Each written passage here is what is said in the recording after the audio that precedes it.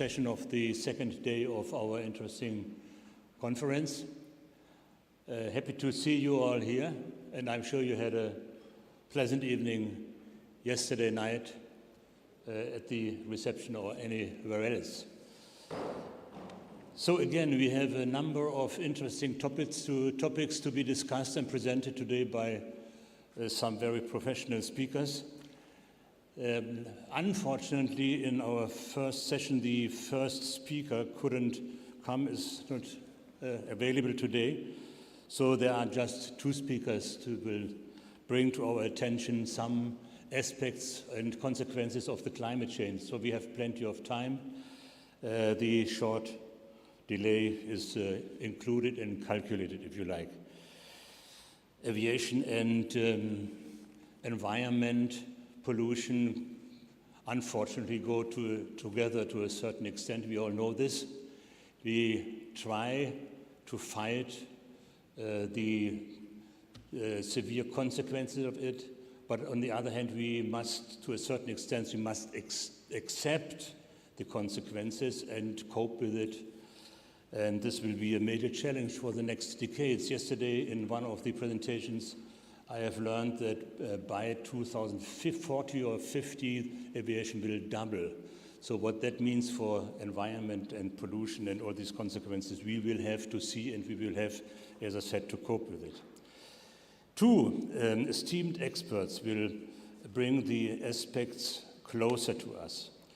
Mapping aircraft turbulence in South African airspace is the first presentation, presented to us by Professor Caetano Dube. Professor Caetano Dube is a leading tourism geographer with a research interest in tourism, climate change, sustainability, and aviation. He has 11 published books, edited and co-authored, complemented by more than 49 highly cited journal articles in some of the leading international journals. Professor Dube, an ecotourism management lecturer, currently serves as a research professor at the Vaal University of Technology under the Faculty of Human Sciences and a visiting professor of Emirates Aviation University.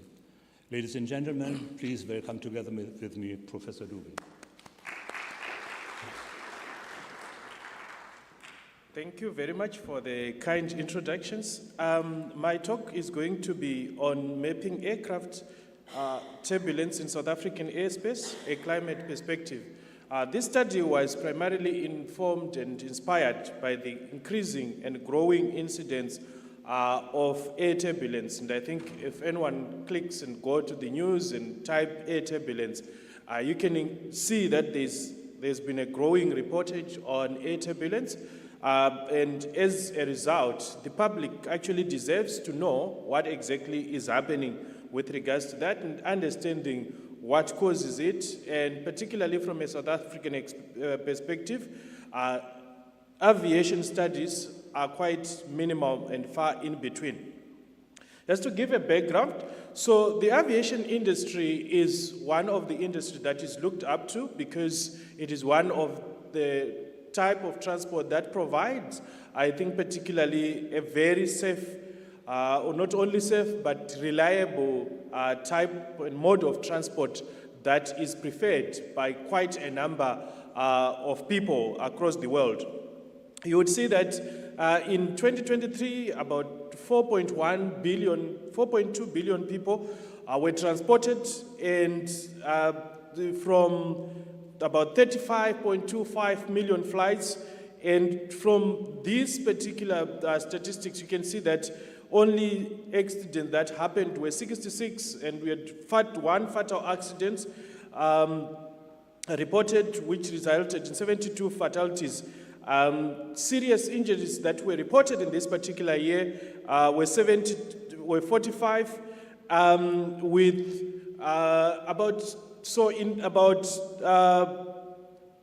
in 1 million people that travel, there are only about 2 injuries. So that attests actually to the safety record of the air transport industry.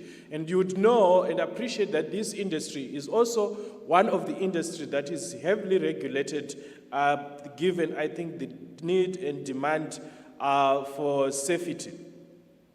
And you can see that from this, one of the leading causes, number of accidents that were reported, if you check on the first graph, it shows you that air turbulence was one of the causes of those accidents, amongst other factors. Hence, this requires some academic attention. And if you look also in terms of statistics of causes, the reasons that causes aircraft damages, air turbulence is one of the factors that actually caused aircraft damages, although on the light note. So as indicated, the aim of this study was to map out air turbulence in South African airspace from a weather and climate change perspective, and highlight some of the causes of air turbulence and bring awareness to the traveling public on what to expect and which areas they should expect to see or to experience air turbulence so that they are prepared. So one could ask, and I think yesterday I was saying that yesterday was actually a very good start because our keynote speakers actually provided, two of our keynote speakers provided us an in-depth background to issues of climate, and some of the talks actually gave a precursor of what actually air turbulence is. So air turbulence is a regular motion of air resulting from eddies or rising currents. It can cause erratic movements of the pitch, roll, and the yaw. So we have got, in terms of air turbulence, we basically have different types of air turbulence that are caused by also different factors. So we have got convective, that is actually a result of meteorological developments, mechanical, that is actually caused by aircraft themselves. We also have mountain waves. I think most of the time when we fly over mountains, most of us would have experienced some of these air turbulence. But we also have clear air turbulence, which is one of the, I think, one of the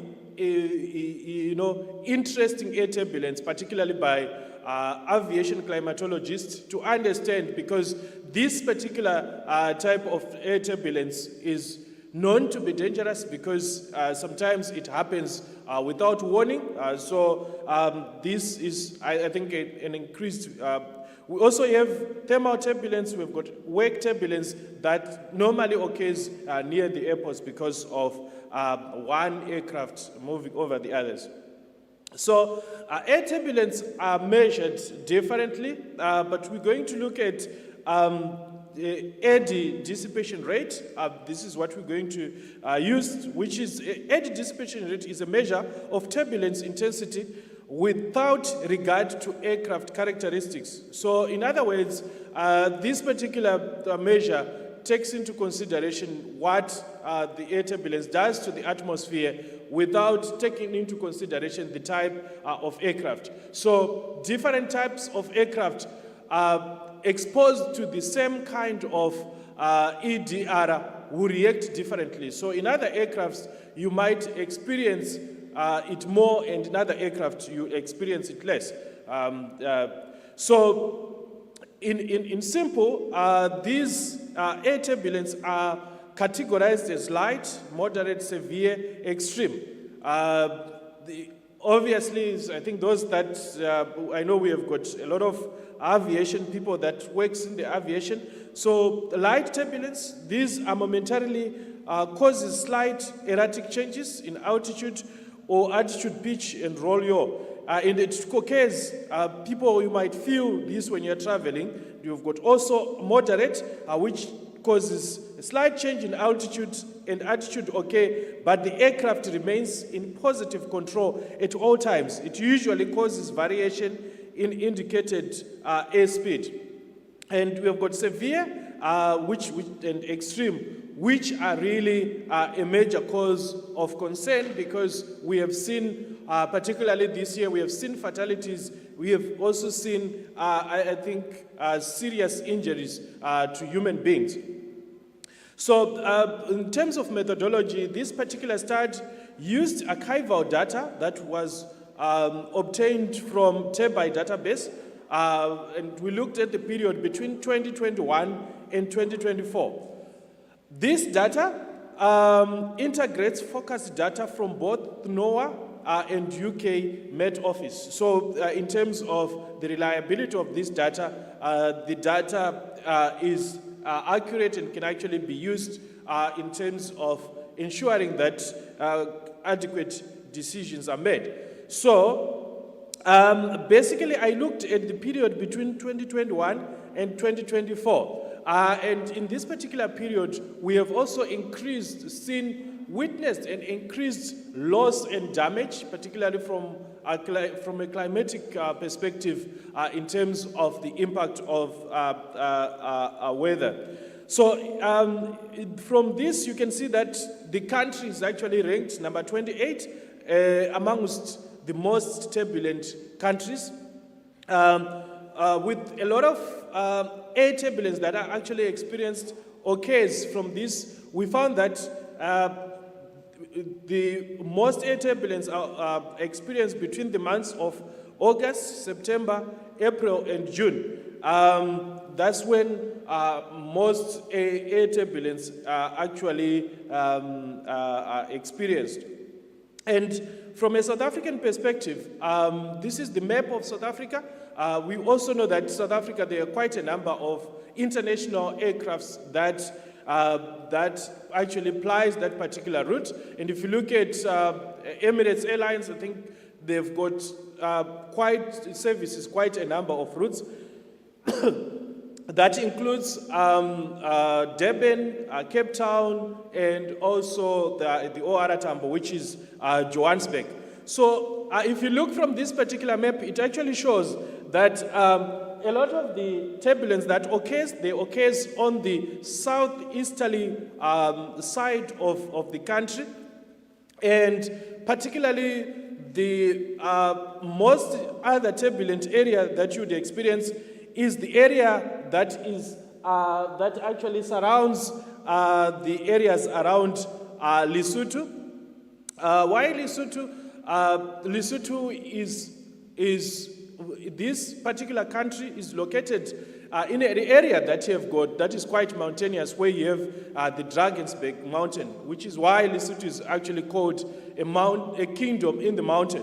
So as a result, you have got that consequence of mountains actually contributing to the air turbulence.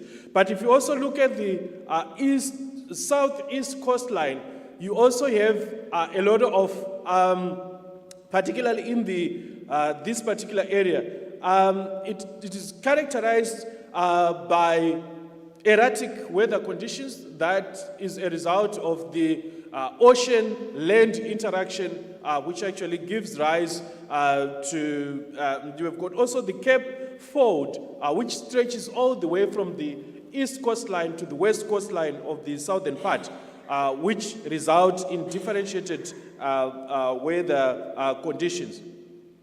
So one of the most turbulent routes becomes Cape Town and Durban, which is a flight from the southern westmost tip to actually the eastern side of the country.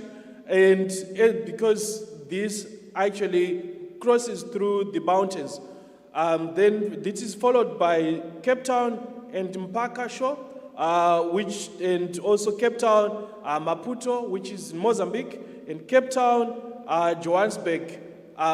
Cape Town, Johannesburg is one of the most frequented routes, and which is why it is also then of importance. And we also have Durban, Johannesburg routes taking position 5.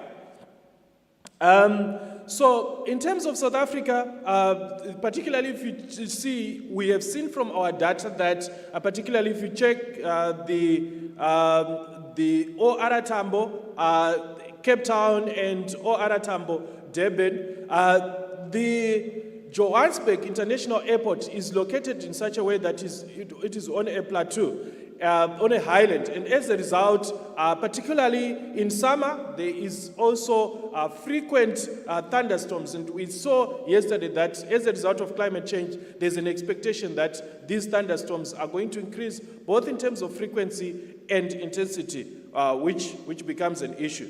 But most of the routes are also that we have seen in the top are really a result of mountain waves. And there's actually different technology that is actually used by pilots to actually predict these particular kind of waves. So what are some of the measures that can actually be taken is to try and avoid areas maybe that are close to the mountain where actually these air turbulence can be combined. To find alternative routes, and sometimes most of the air turbulence, if you look at the data, occur particularly during the afternoon flights. So where possible, these flights can actually be taken in the morning to ensure passenger comforts. Or if I am a passenger that is afraid of air turbulence, I can try to then take flights that occur in the morning. With regards, so we can also watch for vertical gradients, which is 6 knots or 30 degrees per 1,000.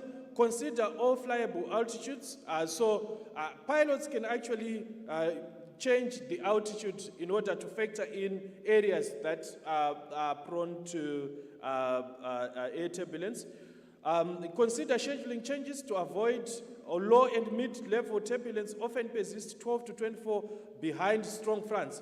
Use GTB and other turbulence products in concert. Different products pose different techniques. Use all available data in order to make a decision on which routes to take and to avoid.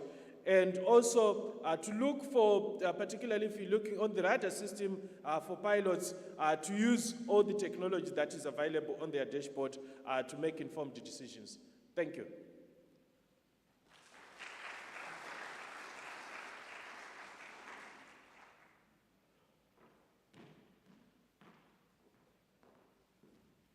Thank you very much, Professor Dube, for your very interesting and frightening messages. Questions from the audience, please? Good morning. Thank you so much for the insightful presentation. And my name is Aisha Mira. I'm studying at Emirates University. My question is about the most turbulent flight slide that you just mentioned earlier today. Can we afford to rather go all around the coastline, like in a curved route, instead of passing through the mountains if we want to go from the western tip to the eastern tip? Like, can we afford to do that? Or is it still better that we take the risk and pass through air turbulent zones by changing flight routes or flight times? Okay. Thank you for that particular question. So if you're asking particularly with regards to, I would presume about the Emirates airline that actually plied the route between, is about this particular map, right? I guess the one after where you have the table of list of flights. Okay, this one? Yeah, if we want to pass from one point to the other, yes. I guess it's the slide after this one. For example, from Cape Town to Durban. Yes. So can we afford to pass through the whole coastline at the south to reach the other part of the world instead of just taking the shortest route but passing through turbulent zones? Okay. Thanks for the question. I think it's a very good question. So with regards to, I know most of the aircraft that actually flies that particular route from Emirates are large aircraft, which, and if you look at the turbine dissipation rate for the EDR for these particular routes, you realize that most of them are largely in the moderate zone.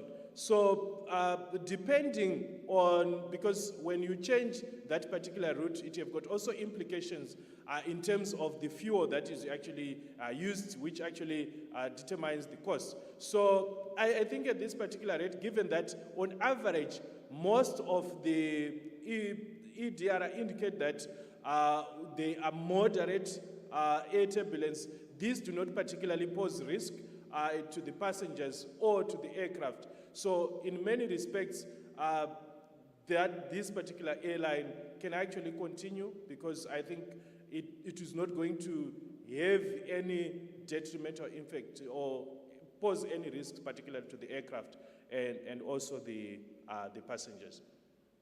But perhaps if you are flying a lighter aircraft, then depending on that particular day, you might then need to factor in those particular, so you need to factor in the cost implications and vis-a-vis the risk of flying in that particular route, given the climatic conditions that are prevailing.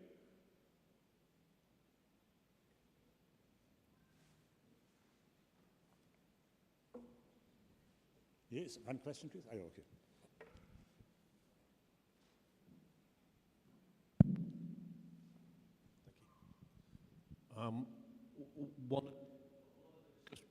A lot of the discussions that are happening in and around the kind of air systems community are about the electrification of aircraft.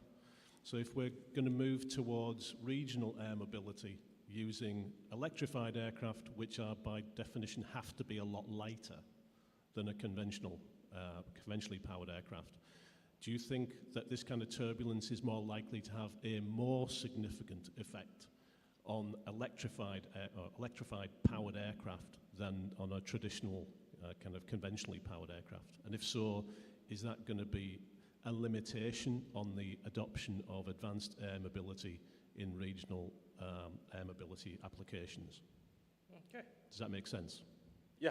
Okay. So if I understand the question properly, you are saying that, so in terms of us actually responding from a climate change mitigation perspective, one of the things that are being agitated for is using of electric aircraft, which are much lighter, which means that they are vulnerable to air turbulence. My understanding is that given the strict regulatory requirements, so when aircrafts are designed, not that I'm a specialist, I know we have got a whole department that deals with aircraft engineering. But one of the things that I know is that when aircraft are being designed, they go through shear tests, which ensures that all the aircrafts that are flying have been exposed to the most intense pressure before they are actually exposed to the actual, atmospheric dynamics or atmospheric pressures. My understanding is that all those electric aircrafts, if they are to be used for commercial purposes, they also have to go through that rigorous testing to ensure that they are able to withstand the type of air turbulence that are anticipated when one is flying. So I know there are people that are specializing in that, but my understanding is that if these aircrafts are to be on the market, they will also have to go through the same rigorous process of testing so that they meet the regulatory requirements that ensures the safety of both the aircrafts and also the passengers. I don't know if I've answered that. Any other questions? So I would, if you allow, Professor Dube, I would like to add some considerations to your interesting presentation. We all have seen that if there is an air turbulence, an unexpected air turbulence, that there are injuries, severe injuries up to the death of passengers can happen, of course, and this this causes also questions such as liability, of course. And from a liability point of view, this is a very interesting and challenging phenomenon you have described. And it's under discussion under liability lawyers whether or not this risk is an inherent risk of aviation or a residual risk of aviation. And the difference is residual risks you cannot change. They are just there. You can do whatever you like. You cannot completely avoid it. Or is it an inherent risk which belongs to aviation but which can be organized? If you think back to the early days of aviation, severe weather conditions, thunderstorm, weather cells could not be detected.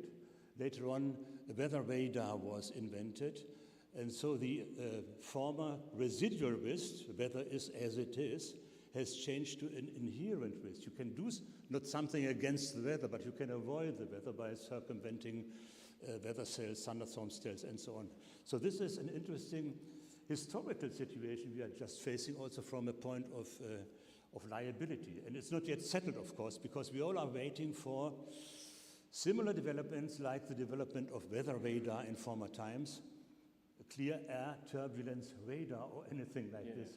Is there anything visible that there is already research to find out clear air turbulences nobody can anticipate? Is there anything we can hope for? Yeah, so that's a complex one. It's safe to say I'm not so sure with regards to because the question borders on liability, which have got actually legal implications. Safe to say, my comment would be there is need to continuously improve in terms of early warning technologies that is actually used on our aircrafts and safe for in any other daily occurrence. And not only just to have early warning systems, but to actually make use of the data that is actually produced by these early warning systems, which are in any case, I think, becoming more and more reliable, but also that raises questions with regards to insurance that is actually incurred both by the airlines and also the passengers. So perhaps I think one of the things that airlines might need then to do is to ensure that you have got the correct, adequate insurance cover for when or if this actually occurs. But also as a passenger, when I get onto an aircraft, I need to ensure that I'm adequately insured. But if you can also look at the statistics, particularly from the data that I have shared, you've got about two people that are injured in every 1 million people that have been transported. So the risk seems to be on the low, but again, the aviation is quite strict in terms of one case is one too many, particularly for the aviation industry. Okay, thank you very much. Thank you. Any other questions?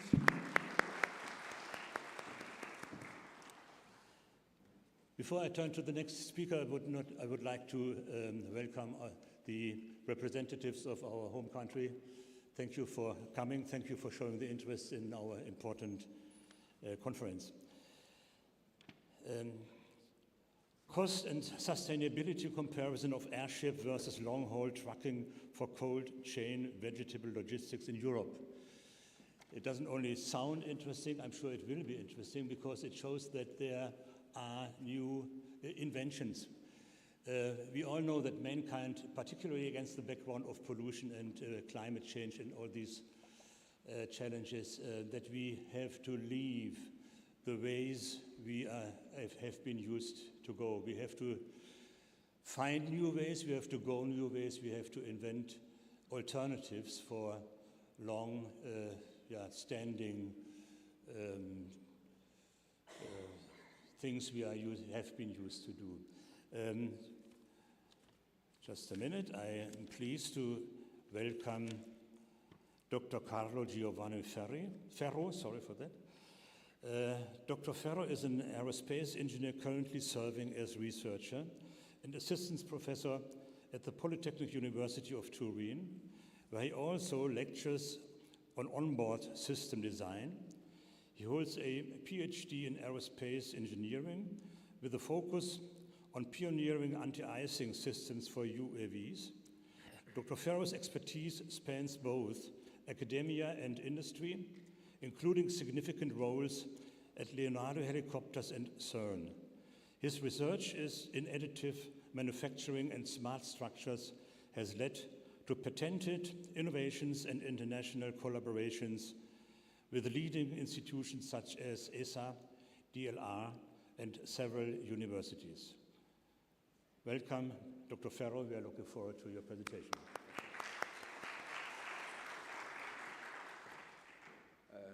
Thank you, Mr. Chairman, for the introduction. The presentation of today will be kind of quite different compared to the standard presentation that we've seen, and we'll focus on a proposal of an old flying device that is nowadays coming back with newer design and newer possibilities, and it is basically a novel type of airship. Today we will be discussing about the possible use of airship in order to transport perishable goods among an European route, comparing cost and sustainability with the classical tracking mechanism that is nowadays commonly used in Europe for this type of transport.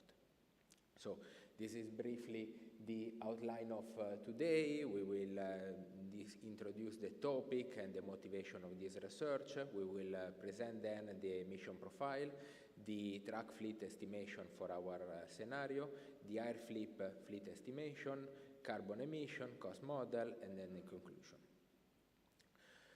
First of all, the motivation. As the VP of Emirates, David Groman, said yesterday, we are entering in the era 3 of the civil air transport that is driven by sustainability, ESG, and advanced technology.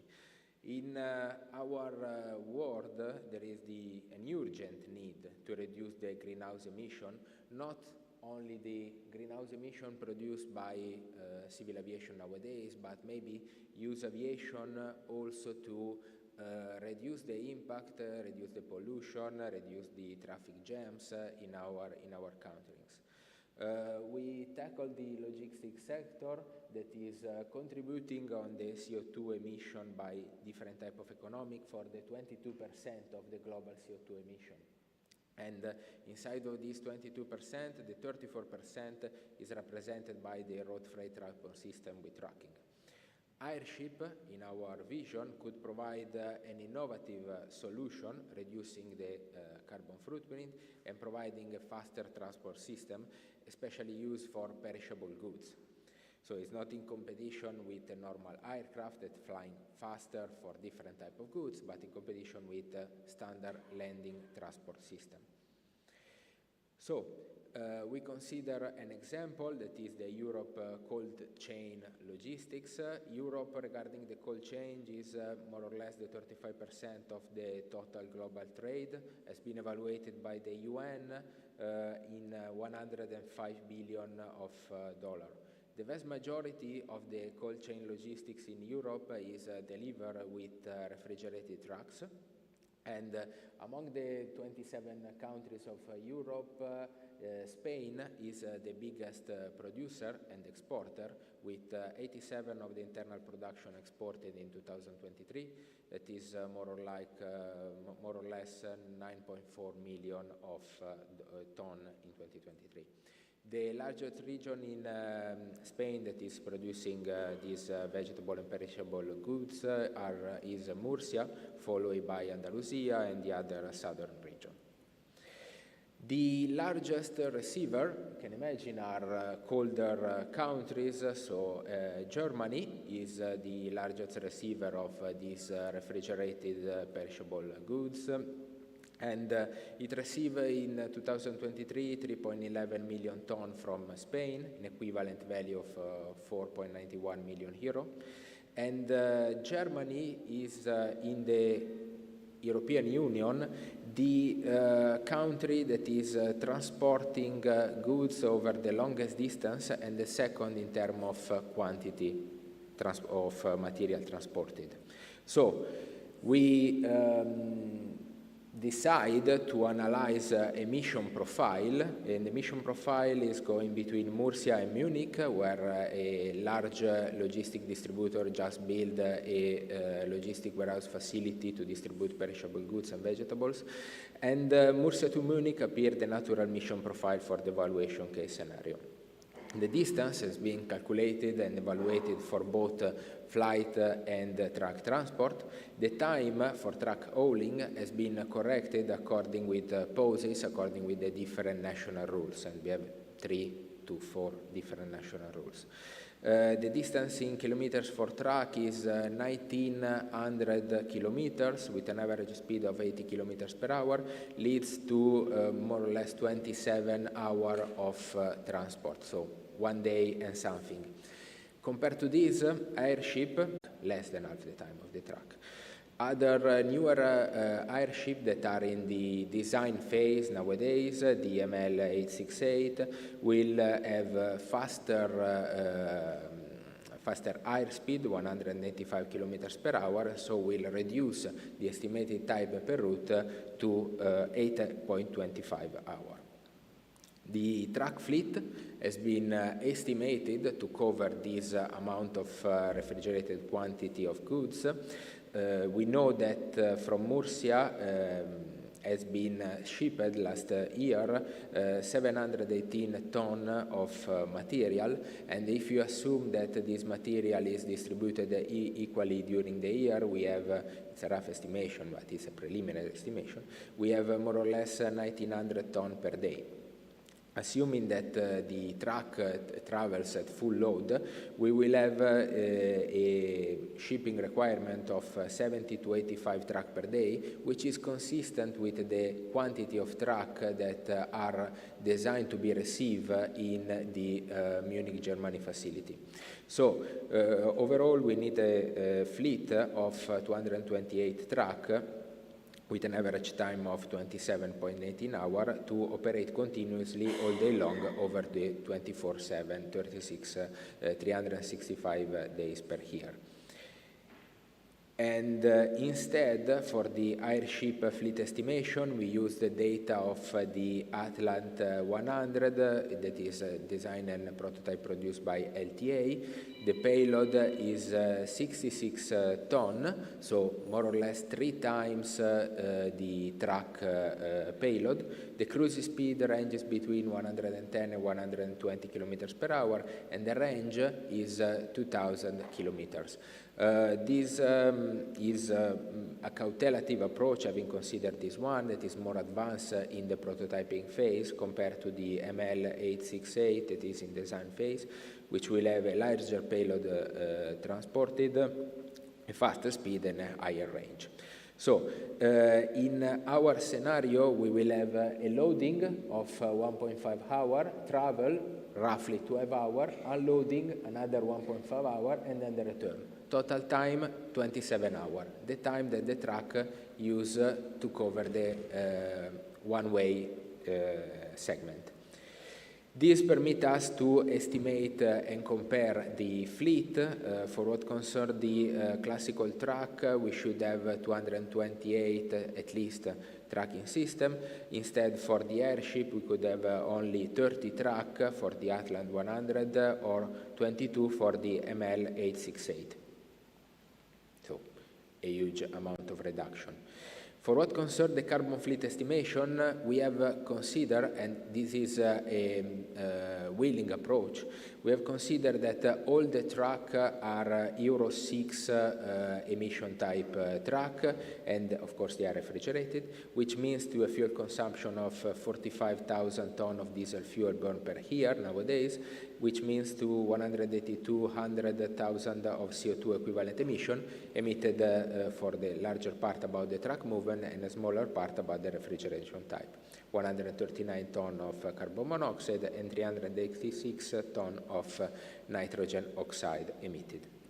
Compared to this, an hybrid solar and hydrogen power aircraft would have an early consumption esteemed between 1,600 of ton of H2 and 1,800 of ton of H2. IEA, International Energy Agency, estimated that for 1 kilogram of H2 production, we should have 6 to 7 kilograms of CO2 production in 2030 scenario, which lead to 10,000 to 11,000 tons of CO2 per year emitted, which is a lot, but is 20 times lower than the actual truck emission. In 2050 scenario, the IEA performed that would be, with the IEA expectation, would be just the 6% of the actual truck emission.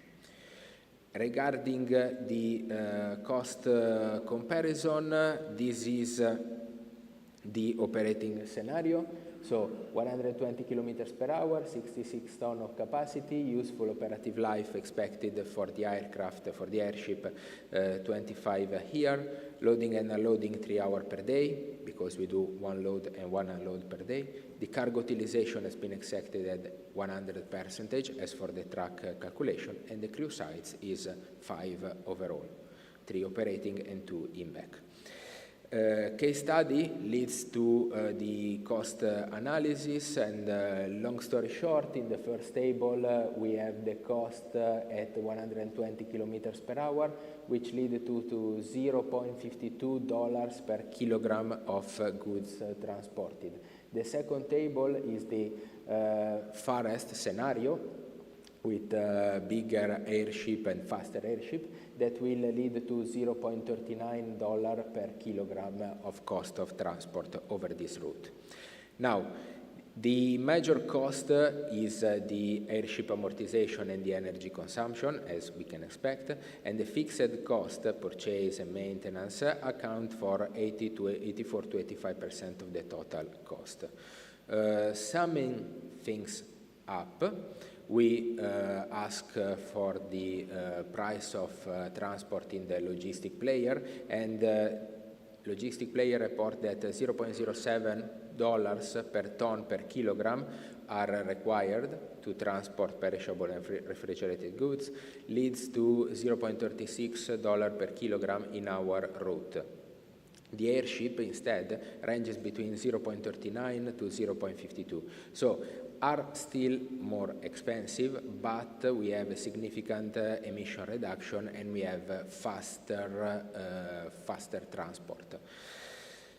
For what concern the future research and development, of course, we will explore other real-world trials and improvement also in the hydrogen production, and we will expand the analysis to other region and cargo type, because one of the areas that these devices can be promising is where we have little infrastructure or no infrastructure, or where truck transport is less efficient or more costly. And yes, that's it. So thank you for your attention. If you got questions, I'm here.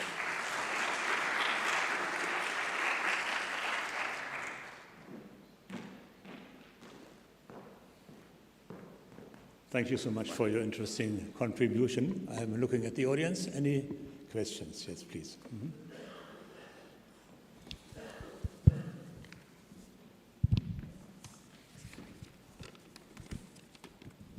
Well, thank you for the interesting presentation, of course.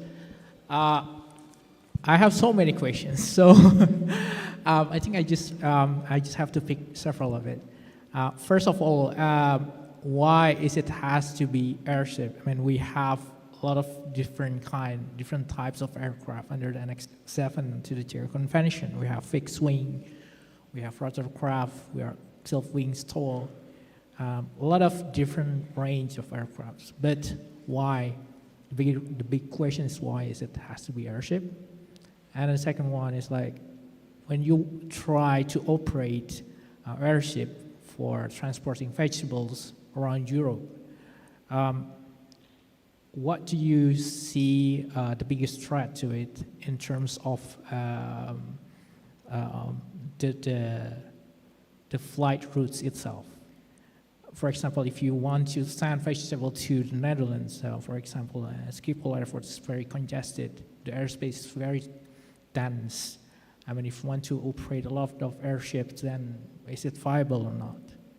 Compared to trucks that it's very flexible.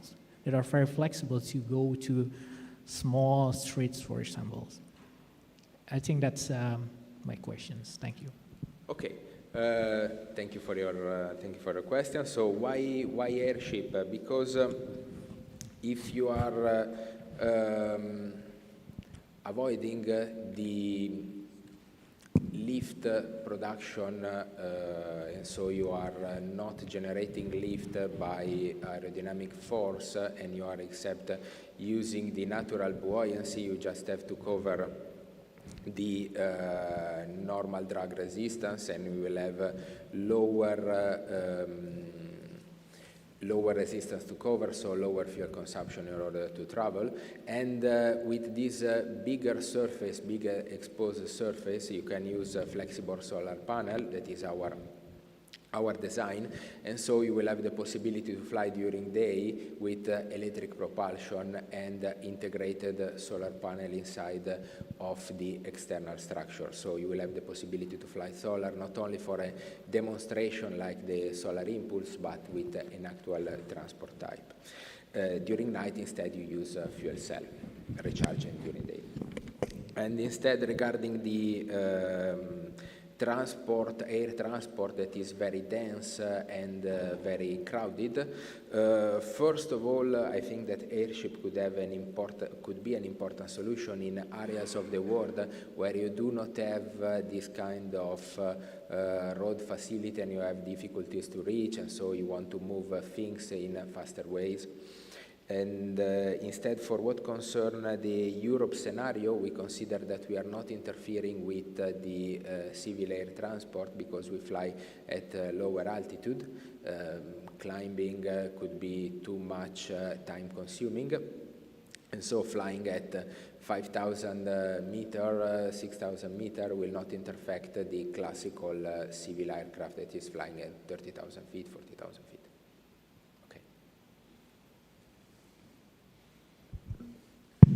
Hello. One more question here.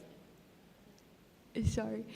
Yeah, it was an amazing presentation, but my question is there a great future for airships? Because yesterday, as we saw with Emirates Flight Catering, we're producing things in-house. And since we are moving more towards sustainability, first of all, is there going to be enough demand? Second of all, airships are expensive, and the carbon footprints that we're going to produce. So in 20 years, will it still be operating? Is it worth investing our time into research for airships? Well, we think that a lot of players are now designing and testing larger airship for air transport. Most of that are unmanned airship. And we think that due to the fact that an airship can cover longer distance with solar production energy, it could be the solution for transport of large amount of quantities where you do not have the facility. If you consider that also you can hover and crane the material from place to place, it can be the solution. Maybe will not compete with a local production, but will transport other type of good, but there is an industry interest in this production. Okay. As a logistics and transportation person, I find it it's a fascinating topic, but I kind of disagree with your choice of route and of usage model. I'm afraid it's not going to replace trucks. So you can forget that. And your comparison is with internal combustion engine trucks. It's not with electric trucks. So in price terms, if you actually change your pricing model for your truck operation to an electrified truck, that is way cheaper than you can manage. But the use of these kinds of airships in remote communities, and a lot of work done in Canada. We're doing some work on the use of these for servicing remote and inaccessible communities. That's, I think, a much more likely use, and also for use as a heavy lift. but heavy lift for, again, we're modeling it for use of servicing remote mining communities, which again is very different to the kinds of model that you're putting forward. So what I would say is I think it's a really interesting topic. It's definitely something which is worth researching, and I do think there is a niche, for these systems, but probably not for the usage model that you're describing. So it's a statement because I've done some research in this area. Sorry. Yeah, thank you for the observation and the question. I'm totally agree with that. The being more costly compared to the classical truck and transport system means that likely this will not be the solution for transport of this. Despite the interesting number of research, similar researches also between Mexico and Canada and other connection for perishable goods, they all come to the same response. So we are more costly, so they will not adopt this solution. So I'm totally agree with this. Regarding the electrification of the truck, Germany has a plan to electrify the truck with fixed infrastructure, and this will maybe reduce the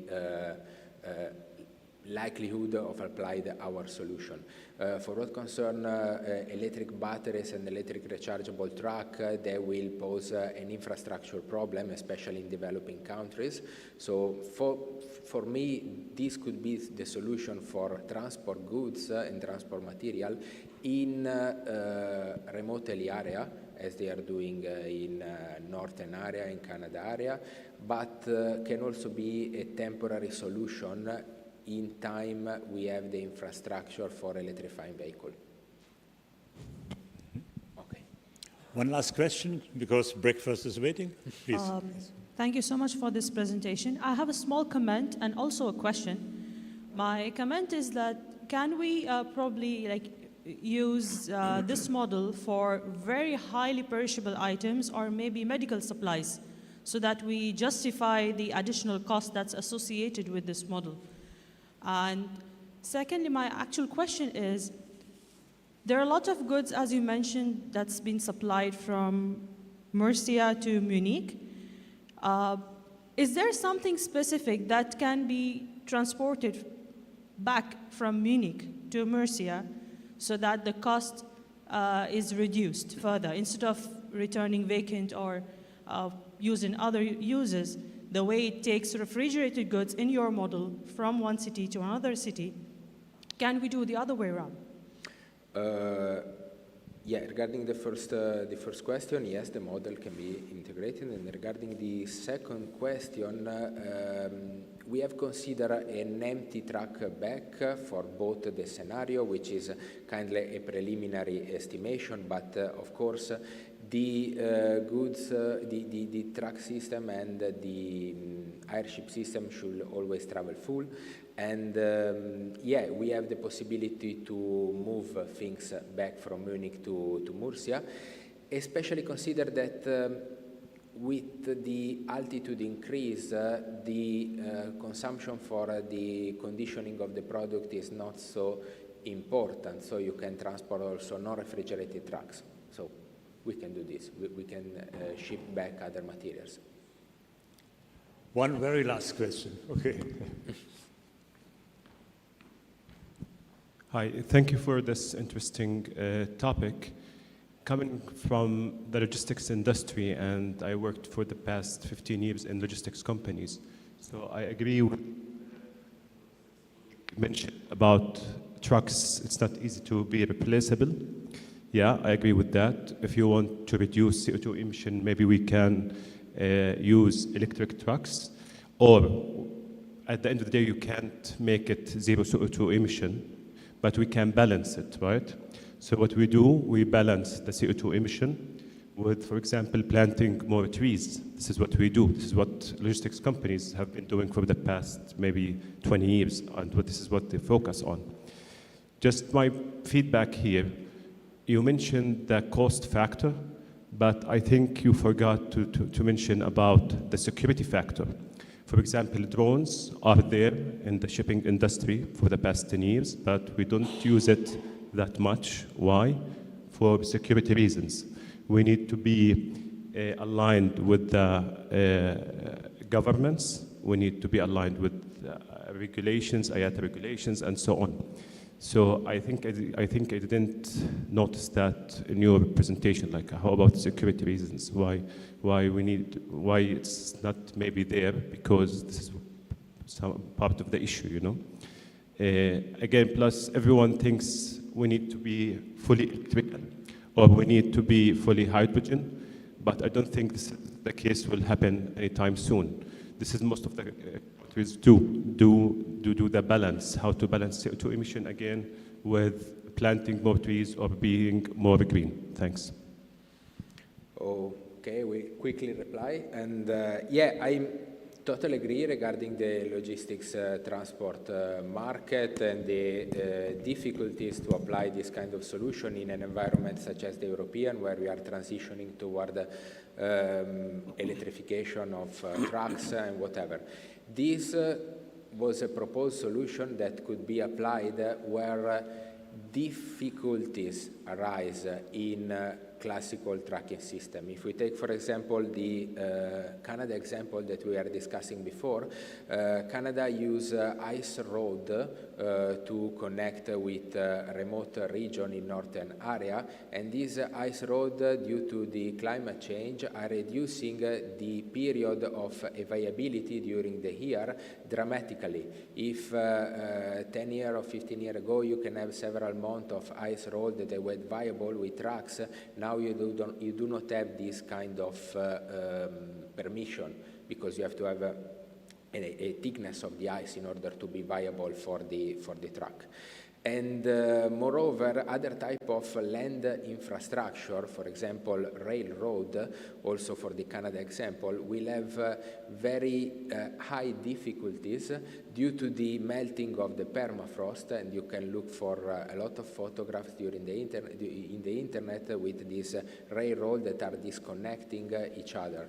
So this could be the solution to deliver in remote and difficult area, as I was saying in the closure, where you have no infrastructure, little infrastructure, or where the use of trucks is costly and difficult or limited during the year.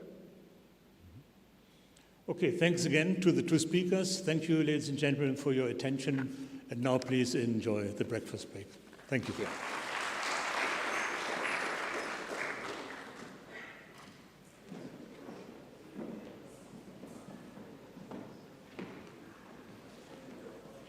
Take the remote control. An online section. I just emailed through version number 3. Have you got access to the emails? You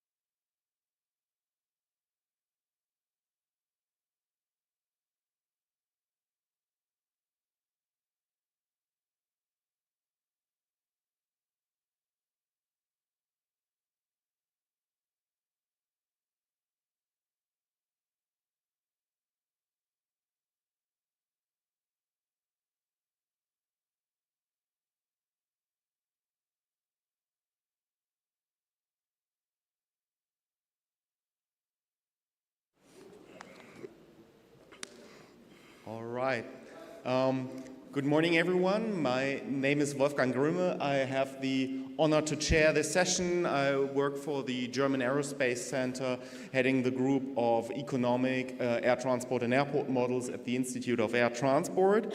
And I welcome you all here at our session, Operational Resilience with Emerging Technologies. We have quite a packed session with three speakers for the next hour. And we'll start first with Seraphim Tsiakalos. Seraphim, actually, I think, has a very impressive academic track record. So he's a true master of disaster, so pardon the pun, and that's actually true. So MSc in disasters and crisis management, but also an MBA in international business management, an MA in media and communications, and a bachelor's degree in political science. And he will give us today a very interesting talk about emerging technologies in focus, the impact of AI and Internet of Things on operational resilience in the air transport industry. And I look very much forward to this presentation. So please, Seraphim, the floor is yours. Thank you. Hi, good morning, everyone. Normally I have a very big, loud voice. Today you will go with this. I'm sorry for this. So I'm a PhD candidate at the University of the Aegean in Greece, and I'm also working in the industry for 15 years now. So today I'm here to present on the impact of AI and IoT on operational resilience in the air transport industry, which is part of my research interest, how emerging technologies can support the airlines in their operational organizational resilience. Aviation is a complex industry facing numerous challenges, including environmental concerns, fluctuating fuel costs, demand for sustainable operations, while at the same time, global events like pandemics, natural disasters, and conflicts have exposed vulnerabilities for the industry, underscoring the critical need for resilience. In this context, emerging technologies such as artificial intelligence, AI, and the Internet of Things, IoT, offer innovative solutions. These technologies enable airlines to anticipate disruptions, optimize resources, paving the way for a more resilient and sustainable future. So on this paper, the primary objective is to evaluate the impact of AI and IoT on operational resilience in aviation, assess how AI and IoT enhance reliability, efficiency, and proactive management in aviation operations, use case studies to illustrate significant advancements and real-world applications. Second, to investigate the contribution of AI and IoT to sustainable aviation, as sustainability is always the case nowadays, by analyzing how AI and IoT enable sustainable practices such as energy efficiency, reduced emissions, and optimized resource utilization. And finally, discuss challenges and future directions for AI and IoT, identify barriers to the adoption of this technology. Main barriers are the regulatory and security challenges nowadays, and explore potential technological innovations and how we can move forward using this technology. Starting from the literature review, emerging technologies play a critical role in building operational resilience and fostering resilient workforce culture in aviation. However, resilience alone does not guarantee sustainable growth or competitive advantage against the competitors in the industry. So drawing on theories like organizational resilience and the technology acceptance model, these are the base theoretical frameworks we have used in this paper. Organizational resilience theory emphasizes on organizations' ability to adapt, to survive, and to thrive amid challenges. And technology acceptance model for me, is a very useful model because it explores factors influencing the adoptions of new technology based on perceived usefulness. It's not only about suggesting and implementing new technologies, if there is a resistance in the change management, and if the people that are supposed to work on these applications, they cannot see the benefit and what they can get out of this practically in their everyday job. From the empirical findings, emerging technologies like AI and IT offer tremendous potential for enhancing resilience in the air transport industry. Research demonstrates that AI, for example, can streamline operations, manage risk, reduce human errors through predictive maintenance and resource optimization. We have big data applications, we have IOC applications, and all this can support sustainability, all this can support fuel consumption, less fuel emissions, better resource management, minimizing waste. So together AI and IoT, creating a synergistic impact can enable us to continuously monitor, to predict insights, and to adapt, to adapt how can better move forward in the industry. The research methodology used is a mixed methods approach, blending qualitative and quantitative elements to provide a comprehensive understanding of resilience and sustainability. We conducted a focused literature review and thematic analysis of recent studies on AI and IoT in aviation.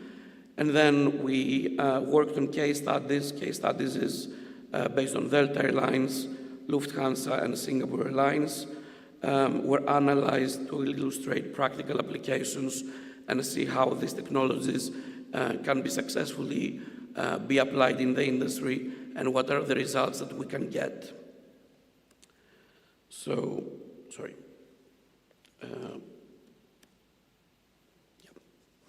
So starting from the role of AI in operational resilience, and this is actually will draw us to the first case study, which is based on Delta. Delta was selected because it was because it's a major airline with a diverse customer base, and is also a leader in integrating AI for real-time data analysis and proactive maintenance. Lufthansa was selected because it's a leading European airline with global presence, and they are using IoT to support efficient fleet operations and reduce environmental impact. And finally, in Singapore Airlines, which is renowned for exceptional service and innovation, they use a synergy of AI and IoT to enhance customer support, customer experience. So starting from Delta, AI plays a pivotal role in enhancing operational resilience. One of its most impactful applications is predictive maintenance. By analyzing vast amounts of data from aircraft systems, AI can identify potential equipment failures before they occur. This can significantly reduce unexpected breakdowns, and this not only minimizing disruptions, but also ensures that operations remain smooth and efficient. Additionally, AI contributes to operational optimization. For instance, it assists with crew scheduling, route planning, resource management. These capabilities allow airlines to allocate resources more effectively, improving both operational efficiency and cost effectiveness. The great example from Delta as a successful implementation of AI technology use AI to analyze engine performance data in real time. This application helps to reduce the likelihood of equipment failure and leads to fewer disruption and more reliable flight scheduling. The result is quite significant because Delta has managed to reduce unplanned mechanical failures by 30%. They have decreased aircraft downtime, ensuring smoother operations, and they have improved overall maintenance scheduling through real-time data analysis. The second example, which is drawing from Lufthansa, that is implementing IoT. IoT, the Internet of Things, is a transformative technology that can bolster operational resilience. And At its core, IoT creates a connected ecosystem, linking the aircraft, linking ground stations, and maintenance teams. This interconnectedness ensures that all critical components of operations work in harmony, enhancing coordination and enhancing efficiency.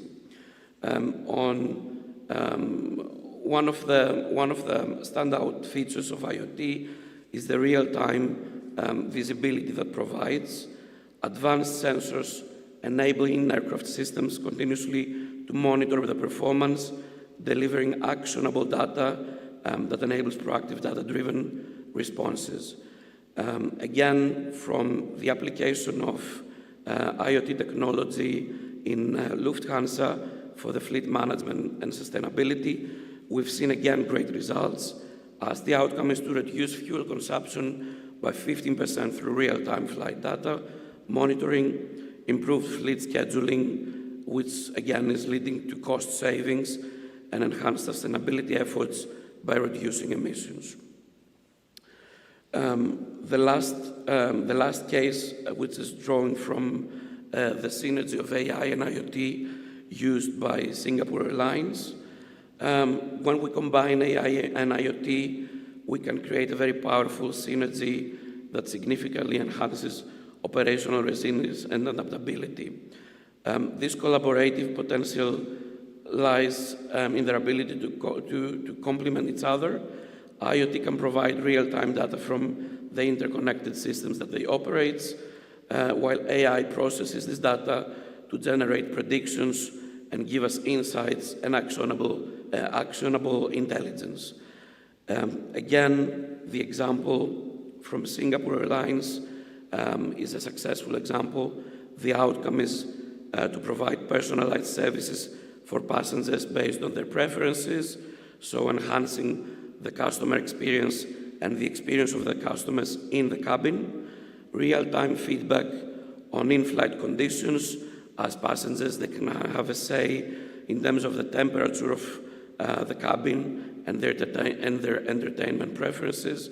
And finally, integration of smart seats and personalized content delivery after the flight and for the next cabin experience.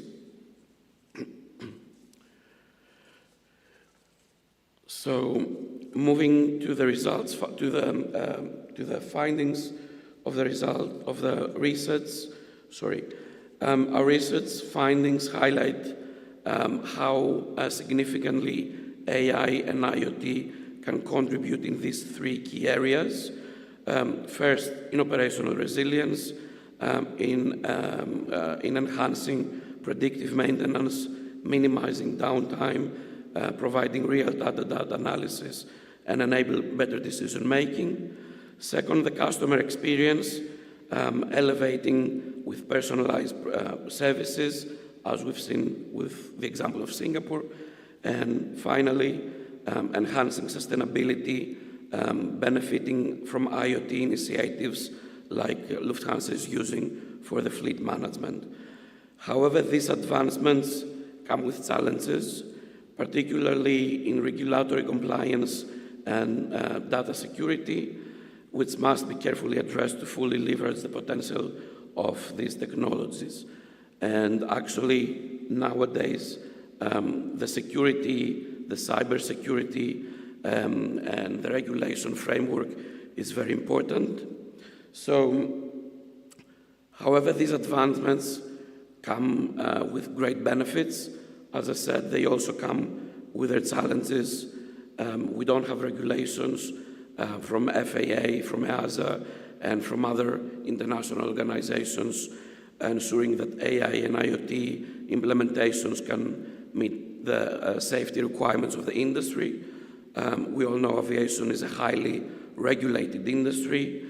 Then we are lacking certification processes because after the implementation of these technologies, we need to make sure that we have proper certification processes in place to assess the reliability of these technologies against cybersecurity, against operational safety and stuff. And finally, in a digital world, data privacy and security is also very important, as IoT, for example, is using high volumes of sensitive data for the airlines, and also GDPR, which for some countries or for some regions are a big thing, like the European Union. And what we need to do is we need to balance the innovation and balance how we are implementing and how we are using this technology in a proper way and getting over the challenges we're facing with synergies and cooperations between the stakeholders, so the airlines, the manufacturers, technology companies, the regulators, and everyone else involved. In terms of sustainability contributions, how these technologies can be useful, AI and IoT contribute to sustainability by optimizing the fuel consumption and reducing emissions, and by preventing unnecessary repairs through predictive maintenance. These advancements can support the industry to commit in environmental goals, and how we can move forward. As we already mentioned, the challenges are quite a lot, but we also have a great future ahead by adopting these technologies. So looking to the future, and AI and IoT present exciting opportunities and challenges for our industry. Future directions include potentially AI to enable semi-autonomous or fully autonomous systems, advancements in predictive analytics for more accurate maintenance and operational forecasts, and the need for improvement interoperability to seamlessly integrate AI and IoT across platforms and across all the stakeholders. However, the challenges we're facing, these advancements, come with the significant challenges. We mentioned data privacy, cybersecurity that always remain a concern nowadays, high implementation costs, which always is also a very important constraint to innovation, and finally the regulatory framework that we need to have across the industry in order to better proceed with the implementation of these technologies. So, concluding, AI and IoT are essential technologies nowadays to enhance resilience in the air transport industry. They can play a crucial role. We've seen from the case studies, and actually these were only selected case studies we have nowadays, even more airlines that they have already adopted or they are planning to adopt these technologies. The examples are successful. The results that are giving are significant. So we can improve sustainability, we can enhance resilience, we can improve operations, and we can improve customer experience, which is also key for the airlines. So finally, in terms of the recommendations of this paper, because AI and IT integration is essential for resilience and sustainable future in our industry, invest in collaborative efforts, so making synergies, making partnerships between the stakeholders in the industry, developers, regulators, airlines, and staff. We need to focus on the security and prioritize the data protection and get measures against cybersecurity threats. And finally, expand the research and development and continue to explore how these new emerging technologies can support our industry further. Thank you.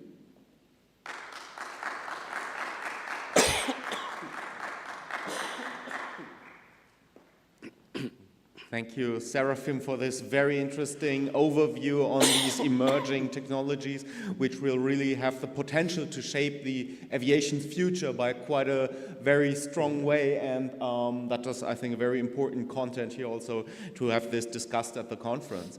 So do we have questions from the audience?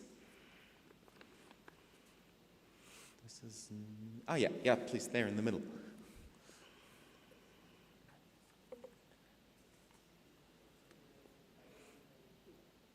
Check. Hi.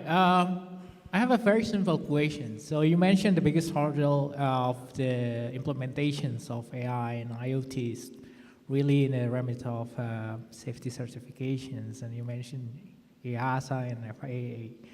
I mean, my question is how far is the certification process outside that two jurisdictions? For example, we can go to Singapore. You studied Singapore, and I believe that CAA Singapore has its own certification capability, and how far does it go in maybe areas or states like Singapore?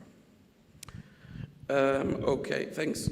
That's a good question, because this is something that we are lacking currently.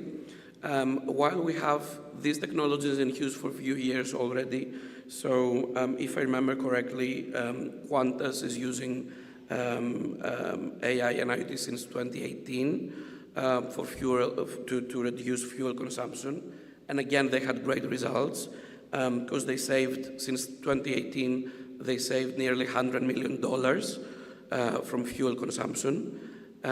So the cost saving for an airline is very important. However, in terms of the regulation framework, we are still in baby steps. That's why most of the applications we currently use, they are not involved in the core operation. They are not very aligned with the safety of the flight. We have uses in maintenance, we have uses in predictions and stuff. We have uses for customer experience and customer experience advancements, but we don't use these technologies yet for the core flight product that we could do. And the reason is that we are lacking these certification processes. It's not new that in many cases, while we are a very advanced industry and very fast-paced industry, and we are following the technology and we are advancing, the regulators are always taking a little bit more time until they approve processes and they approve technologies. So there are baby steps at the moment.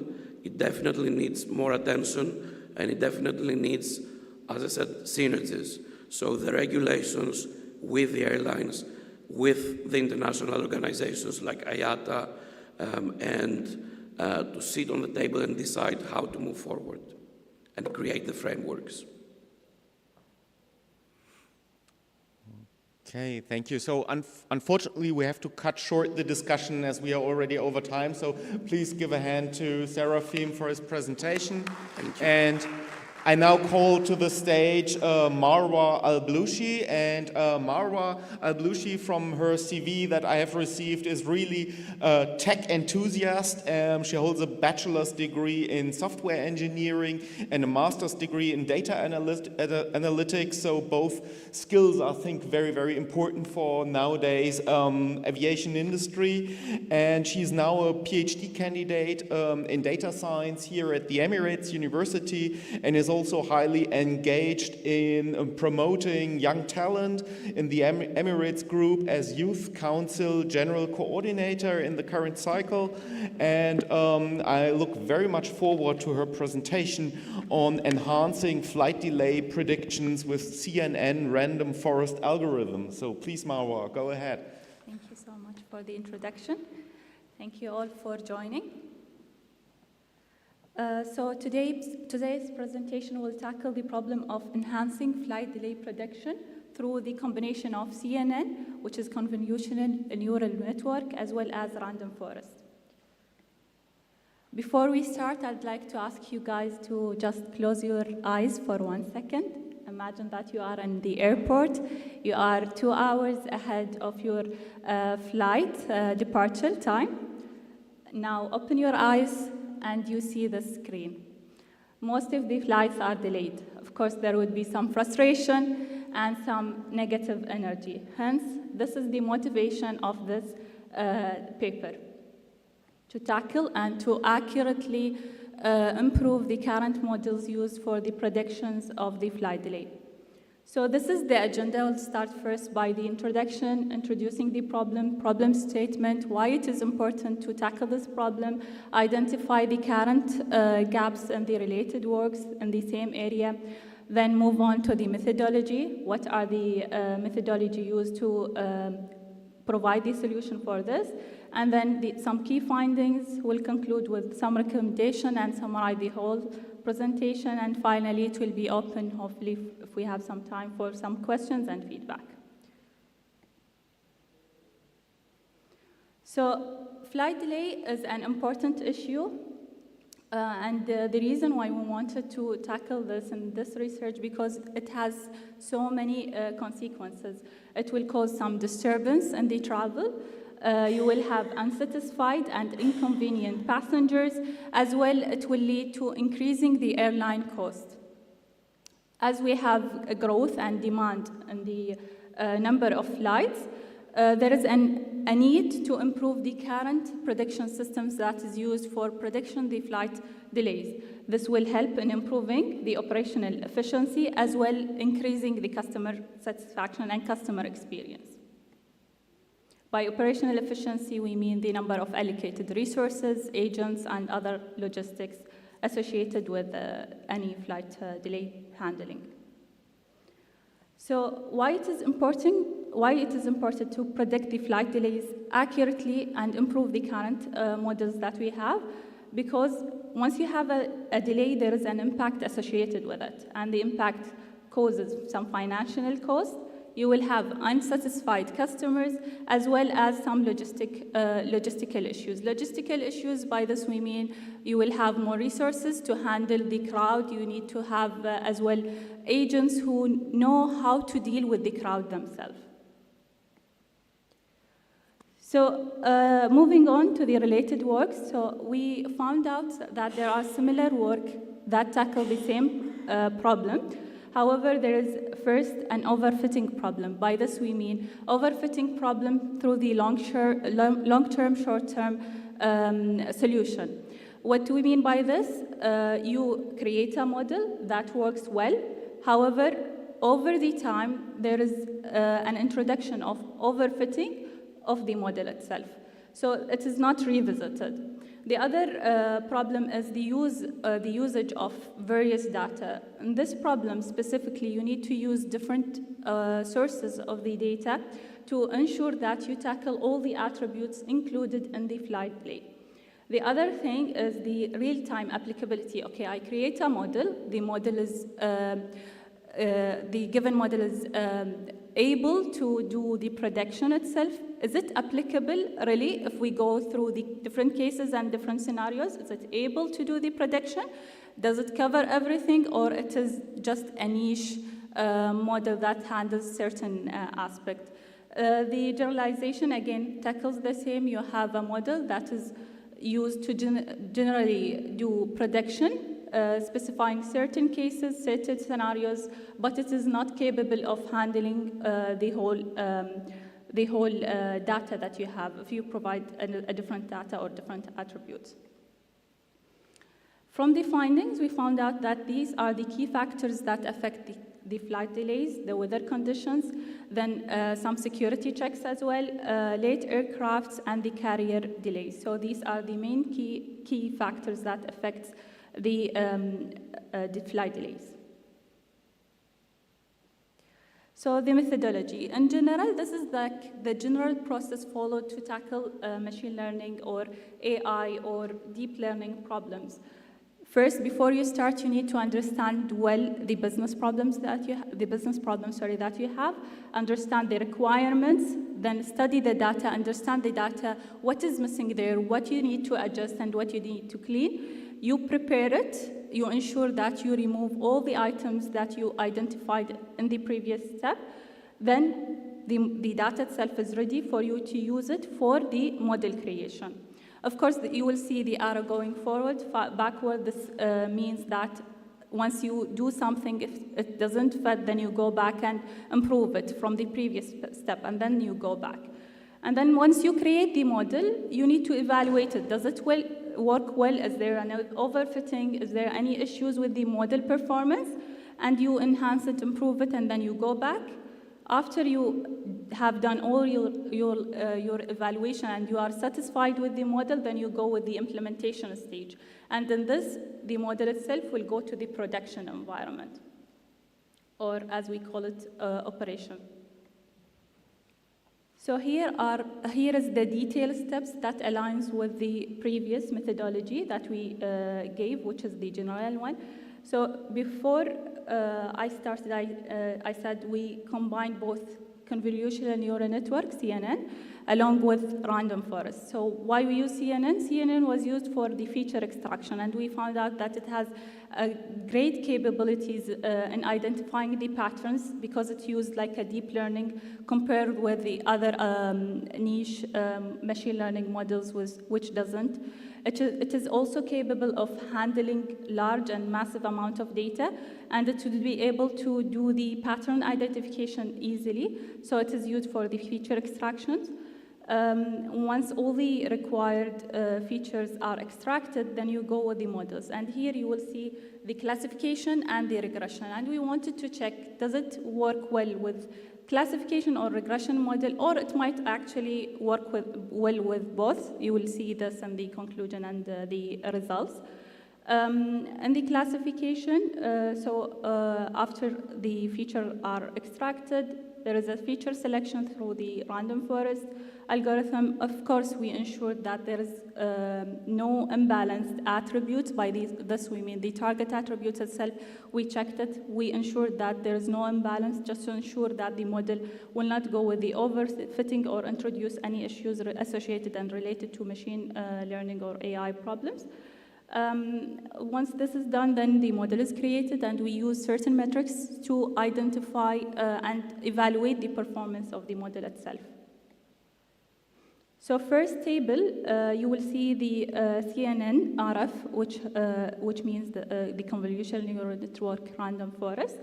The classification matrix or the evaluation, or the results of the problem of the model created with the classification. So you will see all the matrix with that. So the accuracy is 96.90, which means that it was able and capable of correctly doing the prediction for the result. And then you see all the other associated metrics like the precision, recall, F1 score, and the area under the curve. Then you go and check the evaluation for the regression and the performance of the regression model. You see the mean average error, the mean square error, and the R squared. And then the reason we wanted to differentiate, just to understand all through the usage of all the metrics how the model performs. You see the results are quite impressive here.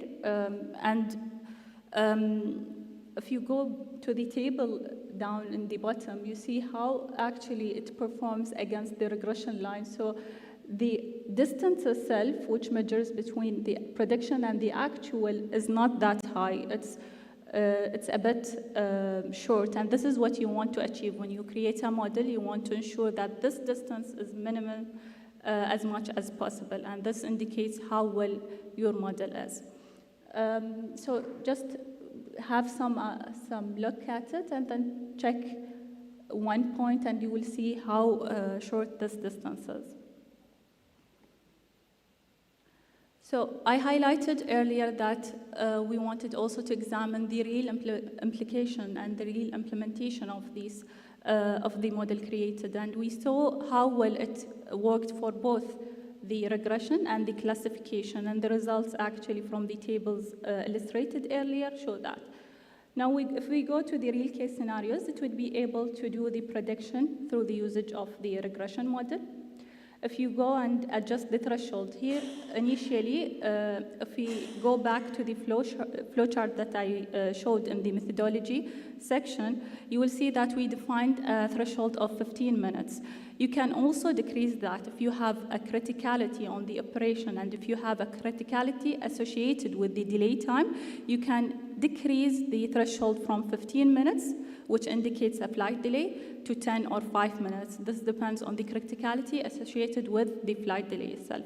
Of course, this will increase the alerts, and this will ensure that you have minimum number of the flights predicted, like you have minimum numbers of the flights. The third thing is that you can classify the flights based on attributes or target attributes you define, like on time or delayed.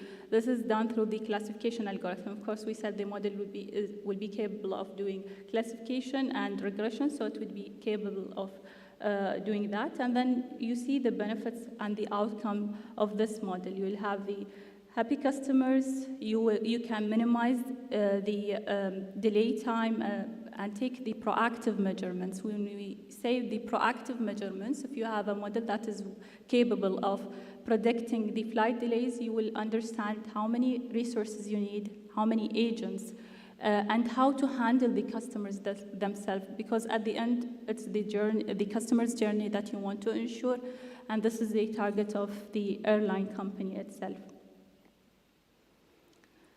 So to conclude with, we saw that there are quite robust results shown from the combination of convolutional neural network as well as random forest, which was capable of predicting the flight delays.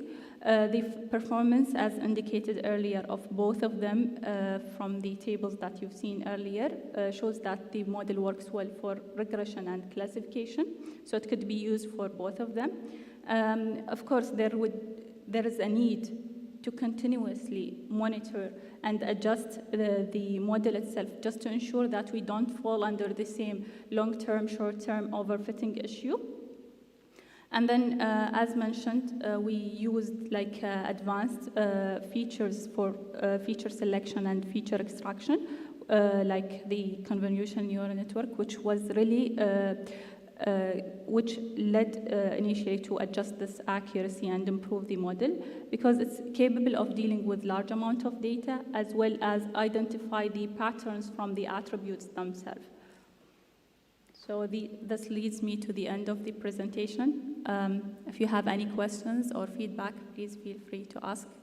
Just to checking the time, if we have time for Marwa, that. thank you very much. You exactly stayed in time. Thank you very much for this interesting presentation. So please give a round of applause to Marwa's presentation. So we have just time for one very quick question from the audience, maybe. If there's no question, there are now two questions. Maybe the gentleman on the left there.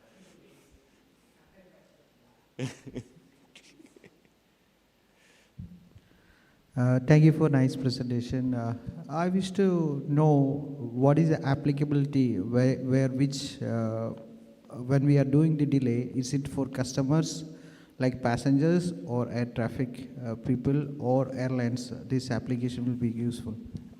Actually, if you go back to the cases highlighted here, this works well for the airline and the airport carriers of the airlines, because you can take the proactive measurements to understand predict the flight delays and understand how you allocate the resources. By resources, I mean the agents and the airport themselves, how many you need to handle if there is a high delay or low delay.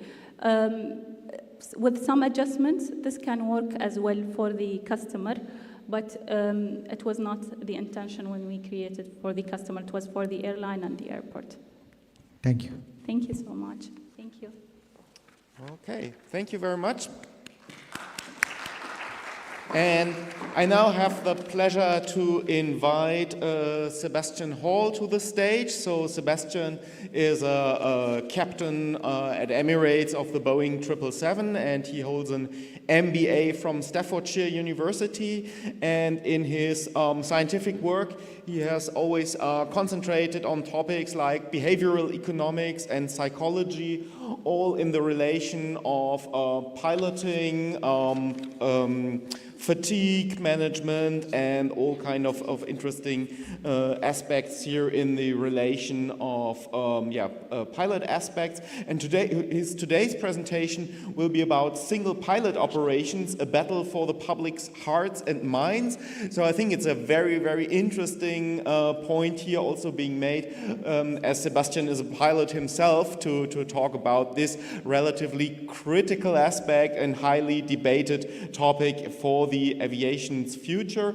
And I look forward to a very interesting presentation and also a very nice discussion afterwards. So please, Sebastian, go ahead. Thank you, Wolfgang. I think we're on. Yeah. Thanks very much. I thought I'd better put my jacket on, as everybody else seems to be wearing their jacket for these presentations. Yeah, that's got it. Yeah, thank you. Yes, my name is Sebastian Hall, and I'm Emirates pilot and Emirates Aviation University student as well, so I think it's fair to say that I'm pretty on brand for Emirates, and I'm going to be talking about single pilot operations, but more specifically, the battle for the hearts and minds in the debate. Bit of background for me. First of all, I joined the military flying about 25 years ago, where I was flying a single seat jet, which was just one pilot. After a couple of years, I went to 2 pilots, and then about 2 years later after that, I ended up flying this, which is a 4-pilot Boeing 707. So I've got plenty of experience of operating aircraft with multiple pilots or crew on the flight deck. So the interesting thing about the single pilot operations is the actual name itself, single pilot operations. It's a little bit of a misnomer at the moment. We've got the different elements, different stakeholders who prefer to call it extended minimum crew operations. So we need to distinguish between the two. The picture that I've got here, that's more of accurate description of what we mean by single pilot operations in the next iteration of the concept, which is an extended crew operation whereby during the cruise phase of the flight, one of the pilots will get up from the seat and move to a bunk, possibly behind the seats, possibly just above the flight deck, and take some form of extended rest, maybe 3-4 hours, leaving the remaining pilot there operating during the cruise phase. The hope is then that if both pilots can do that during a long flight, they can take sufficient rest to allow them to extend their duty period, and maybe that means that they wouldn't require a 3rd pilot for that flight. So this picture here is actually a little bit misleading, and this idea of having a single pilot sitting in the middle of a flight deck operating, it's some way off, and actually it's probably not even worth us considering for the time being, because it is so far away. However, the extended minimum crew operations is potentially within 24 months away of classification. We've got some aircraft now that already have bunks sufficiently close to the flight deck that would mean it would only be a case of having a regulatory change to have extended rest. The picture here is somebody having what we would call controlled rest on the flight deck, and it probably wouldn't surprise many of you guys here who are well versed in aviation. However, for many of the public, it may be a bit of a surprise to learn that many of the long flights that we operate across the world, this picture is repeated in very many flight decks indeed. Rather than having both pilots awake during the cruise phase, doing the rather benign task of operating the radio, it's quite common that one of them will take rest for up to 45 minutes and then they'll just switch over. The idea is that it reduces the risk of fatigue, especially at the end of the flight when it's most important. So the question is, how much different is that from that? It's really just the pilot sleeping in a slightly different location, but rather than sleeping in the flight deck seat, which only reclines maybe 30 degrees, it's a lie-flat bed where you can get some proper sleep. So the proponents of the extended minimum crew operations would argue that actually this would result in better rested pilots, reducing fatigue. So it's actually a safer option according to those. About 6 months ago, I think it was, Professor Zinn, who is our conference director, invited me to write a paper. And when he told me about the theme of the conference, saying it was going to be aviation trends, I immediately knew that the single pilot operation was one of the future trends that was very much in vogue. So I thought I'd write about that. Upon doing the literature review, I read a few papers, and I was struck by how the nature of the debate was so biased, with so many of the different stakeholders seemingly having an agenda. So I ended up being more intrigued by the agendas of the different stakeholders than the actual merits of the debate. But those of you that are interested in discussing the pros and cons, strengths, opportunities and weaknesses of the single pilot operations, or indeed the extended minimum crew operations, then Attila's presentation, which will be in, I think, probably an hour's time in the seminar room, will discuss all of that as well. So I went through the literature. I realized that there are basically 4 different stakeholders at play here, and they've all got a different angle to take. The first stakeholder I identified as being the airlines themselves. And actually, it's interesting how little the airlines have to say about the concept or potential of having single pilot operations. The only reference I found was actually Cathay Pacific. Back in 2019, they partnered up with Airbus on a project called Project Connect. However, it was in 2022 that they distanced themselves from it, saying that they have not committed to being the launch customer. And I think that was on the back of some negative press associated with the idea of being involved with single pilot operations. Boeing themselves have said almost nothing about it, except maybe for, I think it was the president of Southeast Asia. He made a remark in Bangkok at a conference about 4 years ago, suggesting that the technology is there, it's only a matter of the appetite of the flying public. But nobody else has ever said anything since from Boeing. Then we come on to the manufacturers, and then we come on to the manufacturers, which is Boeing and Airbus, of course. Airbus have said that they are pretty keen to explore the risks involved with single operations, whereas Boeing, other than that reference I just gave you, have said almost nothing. It's interesting, actually, how the difference between Boeing and Airbus mirrors the regulators as well, which is EASA and the FAA. So ICAO have given permission to EASA and the FAA to explore the option. They have the single stipulation that it must not be any less safe than it currently is now. The FAA have gone nowhere with that and made no efforts to explore it from a risk point of view, whereas EASA, on the other hand, have made significant efforts, having many conferences, having written many papers, and they've even invested, I think it's $1 million so far that they've given to a Dutch company to explore the option as well. Then we come on to probably the most interesting of the 4 stakeholders I identified, which was the pilot trade unions. What struck me was, rather than what you would expect the trade unions to probably do if they've got a grievance with a potential regulation coming in, rather than trying to influence those in charge of the regulations, i.e. the regulator, they've taken a different approach and decided that they will try and influence the opinions of the paying public. So some of you may have even seen some of these adverts around, particularly in airports, which is exactly where you'd expect the paying public to be. So they've invested in this kind of public messaging campaign. A few examples are appearing on the screen here, basically implying that having extended minimum crew operations is akin to having one wing on an airplane. It's actually interesting as well to note that the trade unions never refer to it as extended minimum crew operations. They only ever refer to it as single pilot operations, whereas when EASA talk about it, they only ever refer to it as extended minimum crew operations. and never a single pilot. And in fact, one of the most interesting things I noticed on the EASA website was the page that references the extended minimum crew operations never uses the word pilot in the single sense at all. It's only ever plural, which makes me think that there is some deliberate attempt to affect the messaging here, which was what was particularly interesting to me. I think it's probably fair to say that there's a little bit of dishonesty going on with both parties here, trying to influence the debate.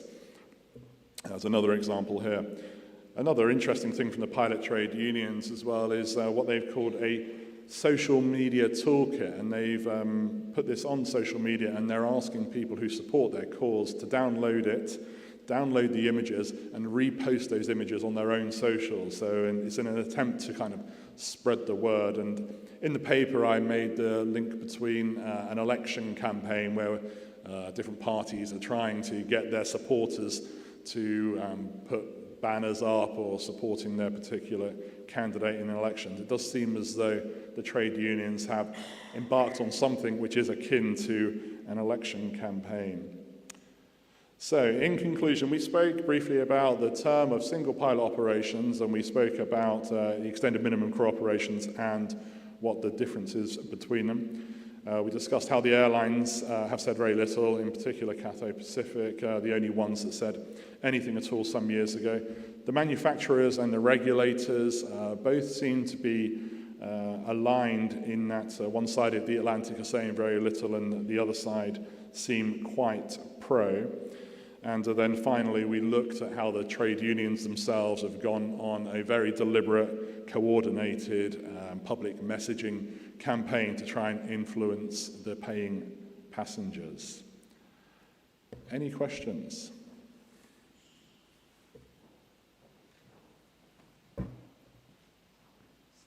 Thank you, Sebastian, for the interesting presentation, and please excuse my ignorance over the differentiation between these extended minimum crew operation and the single pilot operation. So thank you very much also for clarifying this in your presentation, that these are completely two different things to know about, and that's, I think, very important. I think you've probably been a victim of the trade union messaging campaign there to conflate the two, Yeah.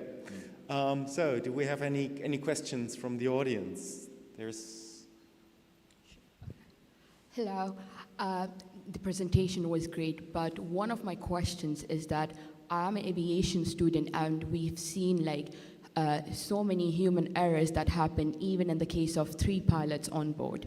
How can we completely rely on just a single pilot? Because at the end of the day, they are human beings. Things could happen in unfortunate events. If the single pilot that we are relying upon panics or anything that could happen, is it safe for the companies, is it safe for the airlines, also the passengers? I mean, I anticipated such a question, and I don't mean to deflect it. However, when I started reading about this issue, I quickly realized it's actually pretty controversial. And it caused me to try and remain fairly agnostic on the issue of whether it's a good idea or indeed a bad idea. And I focused my paper really on examining the nature of the debate for that reason. I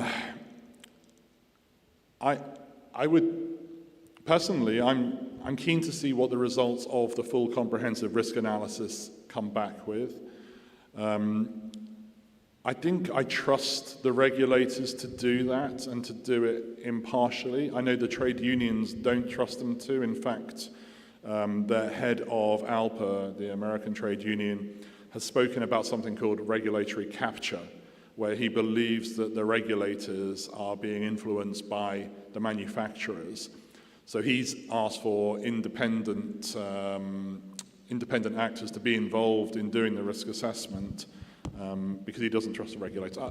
I'm not quite so conspiratorial, but I am interested in seeing the results of the risk analysis. So that's probably a long way of saying I don't know, and I'm completely impartial, and I'll be led by the science and the data when it comes out.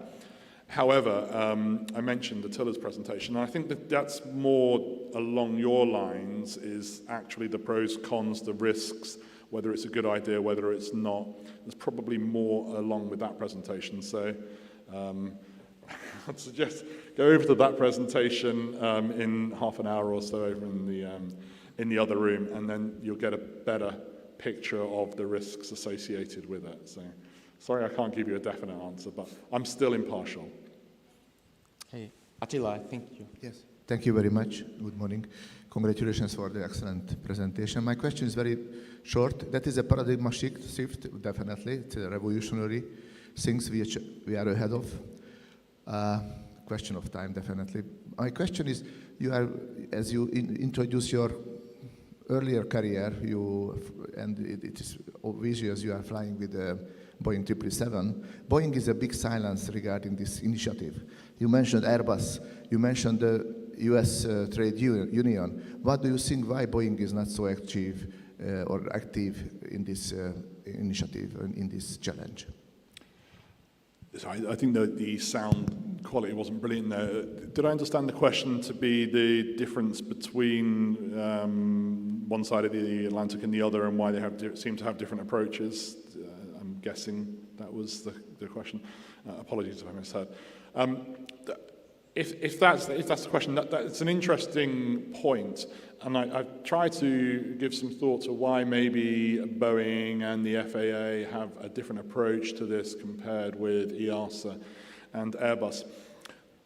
I can only surmise really that on one side of the Atlantic in the US, there's a lot more domestic flights, two-pilot operations, and I don't think it's really two-pilot operations that are going to be affected by the extended minimum crew operations, because we're still talking about two pilots on the aeroplane at the beginning of the flight, at the end of the flight, in exactly the same way as they are now. It's really just a matter of freeing the third or the fourth person up by using more rest during the cruise. So given there's a lot more domestic flying two-pilot operations in the US, it may simply be a case of it's just of a lower priority for the US operators than it would be for the Europeans, the Middle East carriers, and indeed Asia. There's also the potential for a slight cultural difference in the US. I showed you that slide of one of the pilots sleeping in the seat during the cruise, which, as I said, is actually quite common as a way of mitigating the fatigue risk. I believe in the US they don't do that, and it's more of a cultural thing. It's they always have the two pilots on the flight deck at all times. So it could simply be a case of just not the cultural appetite for it. They just don't like the thought of ever having a single pilot there, so they're just not entertaining it. So I hope that answered your question, Attila. Okay, unfortunately, I have to cut short the discussion at this point as we are already over time. Yeah. So thanks again to Sebastian and also the other speakers for giving us these interesting insights. And the organizers of the conference have also asked me that you should stay close by and just we only have a very short break of now 8 minutes which are left, which could be taken as bio break or just to change the room, as we have two parallel sessions. And here we will continue with regulatory and liability issues in aviation. And yeah, that concludes the session. Thank you very much for coming and listening, and also to our presenters.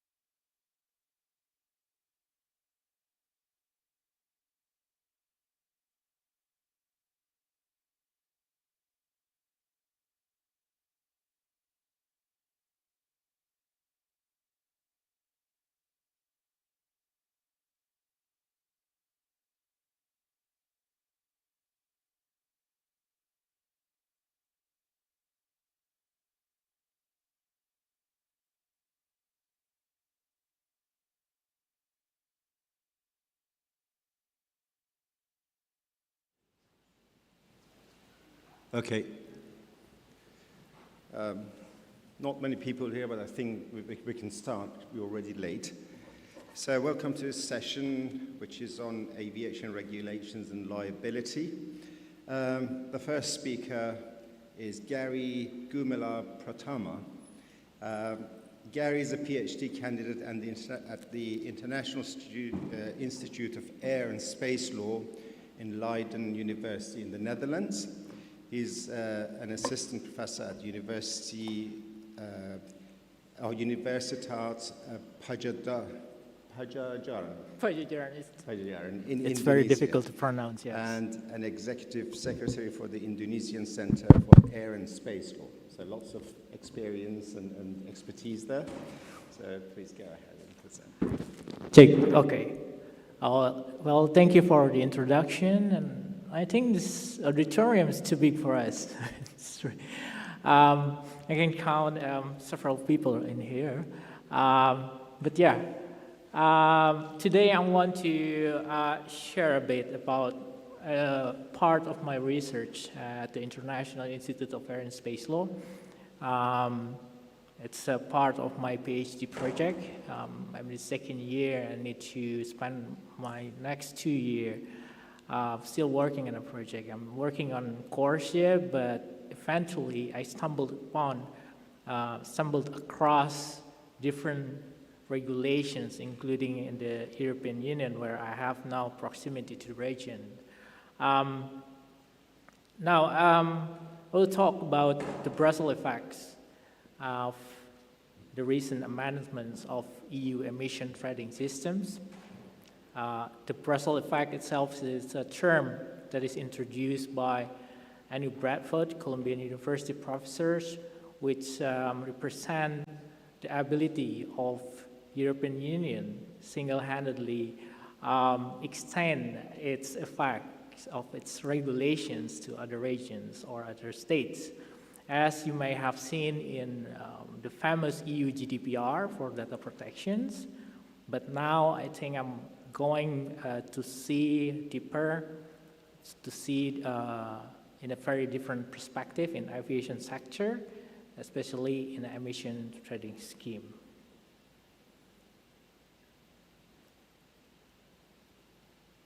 First, we have to see the bigger pictures. Of course, aviation emission is not really having that much share compared to other sectors. It's only accounted for only 2% of the emissions compared to other sectors. But it is very special because aviation emissions have grown steadily and very rapidly in the last 3 decades compared to other sectors. And also, you have to remember that it is directly emitted to the atmosphere.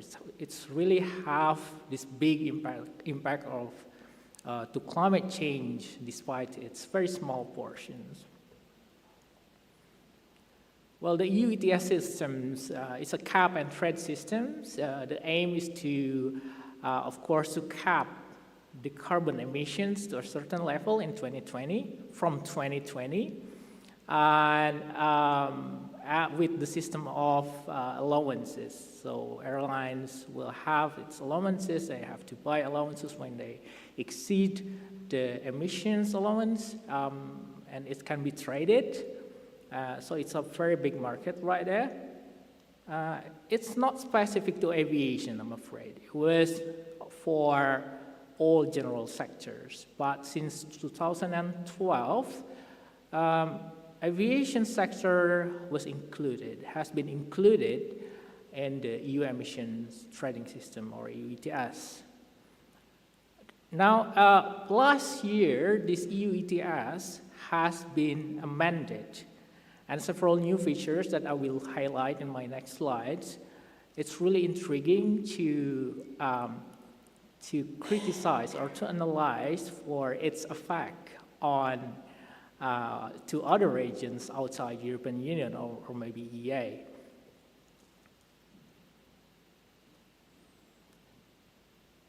When we see the regulatory structures in the EU, they have very clear line between agenda setting and also regulatory establishments.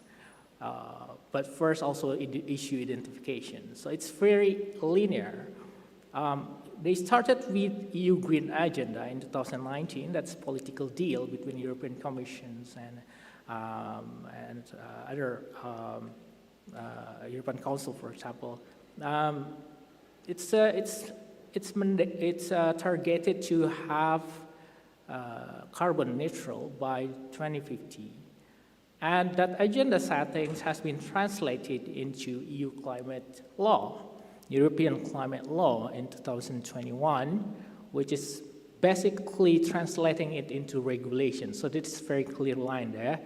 And also European climate law has added intermediate target to at least achieve 55% of emission reduction, at least, by 2030. So it's like intermediate, and also at the ultimate level, we have the carbon neutral by 2050. And of course, as the new law introduced, other system in the orbit of that regulations, that are really a lot of connected things to environmental protections there, need also to be amended. That's why they have the 55 package, 55 for taken from the intermediate target of the European climate law, and basically all of the sectors with different kind of regulations have to be adapted into the new target. And aviation is one of the sectors that is impacted, so they have to amend the EU emission trading systems to be in line, to be more promising to achieve the target.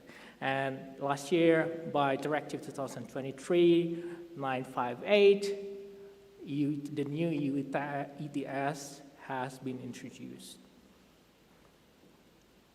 So what is the new features of the EU ETS that is very interesting? There's a lot. There are several new features, but if you're looking into outward effects, which really represent the Brussels effects, then there's two specific new features in the amendment that's really interesting. First is there's a CORSIA integration. CORSIA is carbon offsetting and reduction scheme for international aviation that is under the ICAO remit, targeting also to decarbonize the aviation, especially international aviation. So it was separated before, but with the new EU ETS, the CORSIA element now has been included in EU ETS.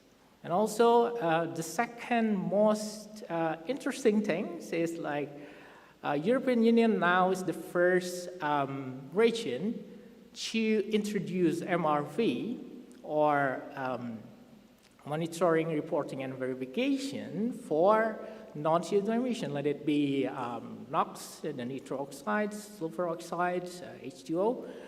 It's included there. CORSIA itself, it's only focused right now on carbon emissions, the CO2, and this is the very first in the world, and in line with their mission to be the front runner of environmental protection efforts. So when we see the Brussels effects of it, I analyzed two things. The first is there's aggressive climate targets as in line with the EU climate law, Green Deal, and Fit for 55. The target is really advanced, and that's very much sense because it was I think the last decade was really packed with surprises in terms of regulatory structures and environmental protections there. And second is there's a regulatory breakthrough to include non-CO2 emissions. Okay, and my research finding, I found that there's a growing trend in EU ETS coverage. So it's in 2020, a departing flight from Switzerland has been included. 2021 from the UK, And recent amendments also covers the departing flight for most of outermost regions. And you can see the example here. One of the flight to the outermost regions is excluded. For example, Barcelona to La Palma, because La Palma is one of the outermost regions owned by Spain. So the mainline and the outermost regions flight is included. But if you fly from Amsterdam to La Palma, it is included. It was excluded in the previous one. So we can see the growing trend, growing effect of these new amendments. And finding number 2 is expanding the EU ETS to cover non-CO2 emissions beyond core CO2 focus. It's a groundbreaking move by the EU and its member states, of course, because it shows a new demand and potential for advancing emission at the international level. Of course, the EU has to be negotiating with ICAO. They have to use their all political means to also induce the world to keep pace with them, with the non-CO2 emissions mitigations. And there was a positive trend because ICAO now starting to look to it. We can see that there was a symposium, ICAO symposium on non-CO2 emission. That is one of this kind, and that is the first in ICAO level last September. And the output of that symposium is very positive, and ICAO is pretty much in line with what is the target. And of course, non-CO2 emission is a big thing because it was not convinced yet to be regulated back then, because CORSIA is based on IPCC report in 1999, and that was the past. Now the scientific knowledge have expanded, and of course non-CO2 emissions is now, I think, need to be regulated. And of course, the EU has its own scientific background. There was a study conducted by EASA, and the study have departed from what is known by 1999. The EU has established a gateway. This is the really serious Brussels effect in play, because EU, of course, negotiated their traffic flights with other regions, and they have just concluded the first block-to-block air traffic agreement, comprehensive air traffic agreements between ASEAN. So this is world first block-to-block, and surprisingly, there is now environmental protection in the comprehensive air transport agreement. In the classical bilateral transport agreements, it's not common to see that environmental protections there. Now it becomes a bridge to expand its effect to other regions. As we can see in the agreement itself, there is a joint committee that can be the platform to discuss the value that the European Union is proud about. And ASEAN, for example, is not really, that's not so much happening in terms of environmental protection and aviation there. Perhaps they can help, you can help ASEAN to move forward from its individual paradigm to more collective paradigm. The reason is that because decarbonization is like the means to, the target to tackle climate change, and you cannot do it individually or in one region. It's a global problem that needs global solutions. Other regions and states, such as ASEAN and its member states, this is for the conclusion, must consider how they should position themselves within the EU ETS and CORSIA interactions because of the Brussels effects. And the other Brussels effects, of course, the newly introduced non-CO2 emission. That is my presentation. Thank you very much.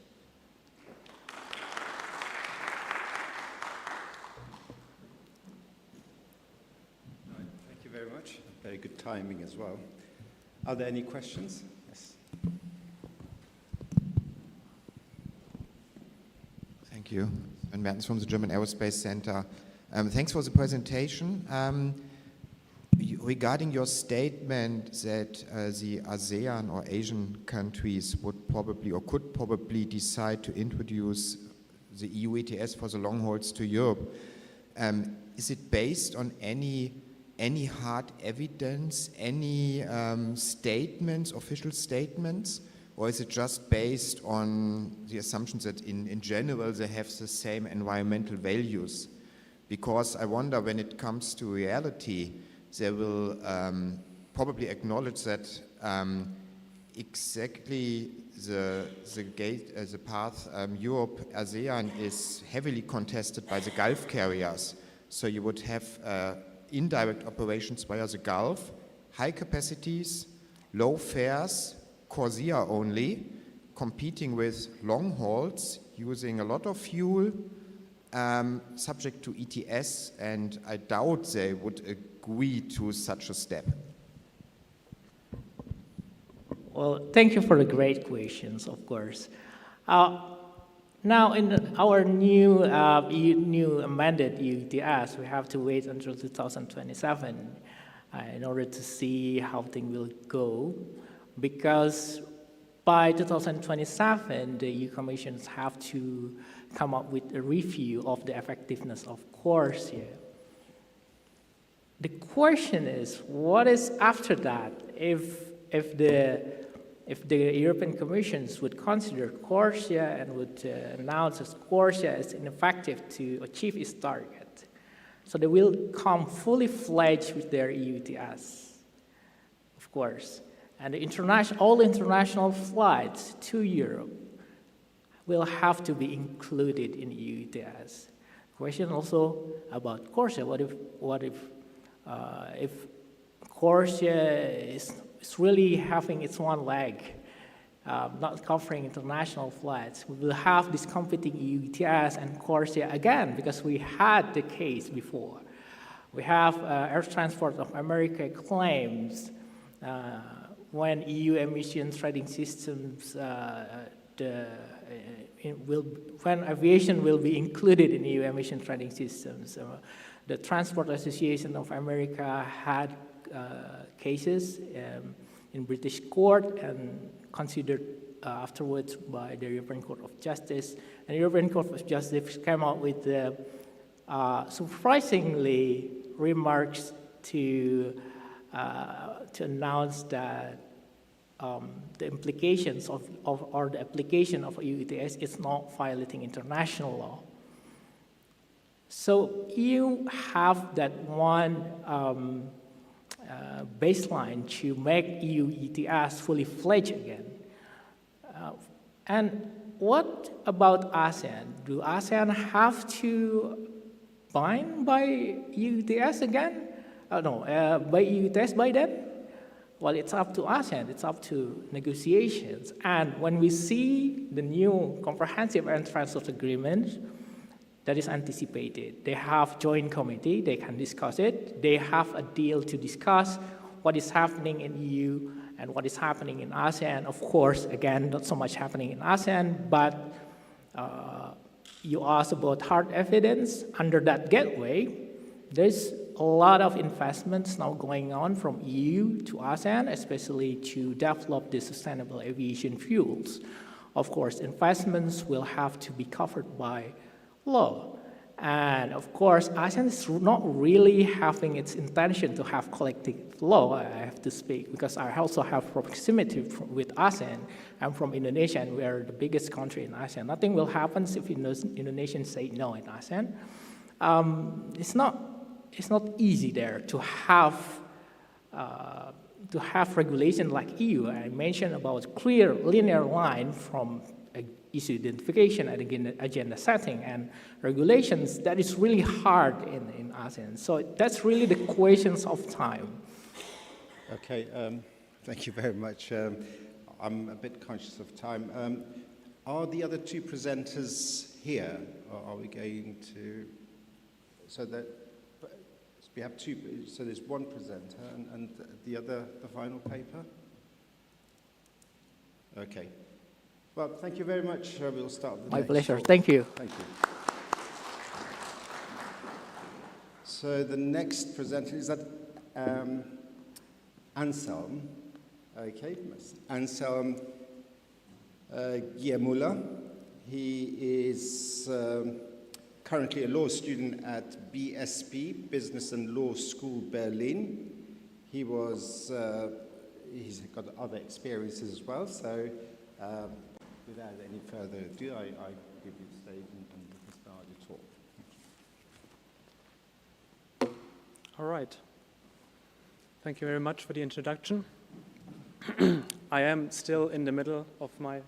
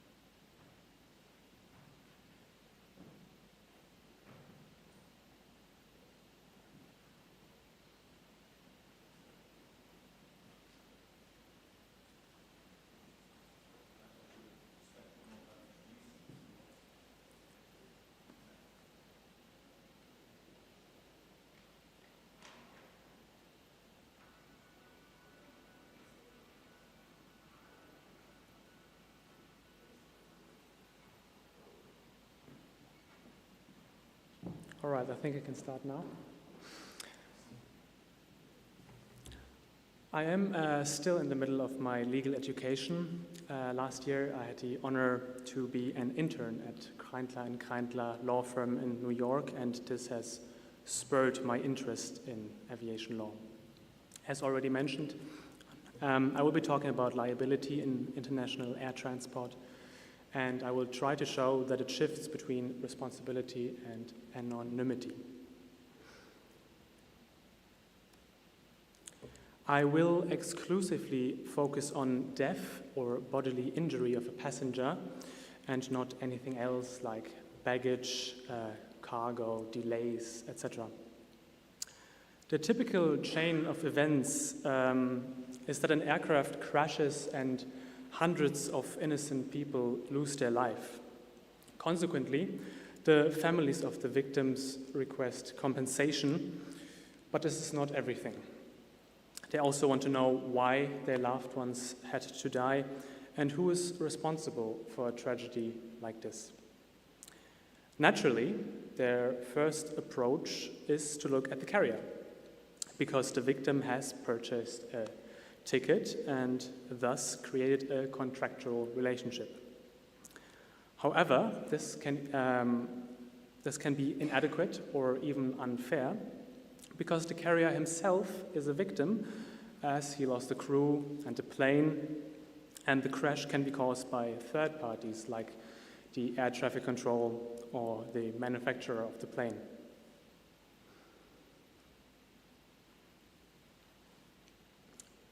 The reason for this is that aviation is not just operating a plane, but rather a complex system with many contributing factors.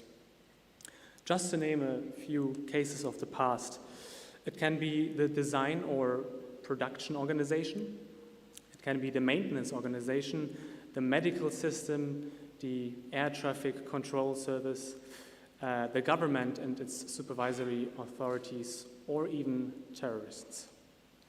Theoretically, all of these factors can be held liable. However, there are two caveats.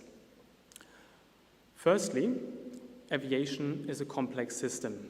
An average claimant cannot look through it.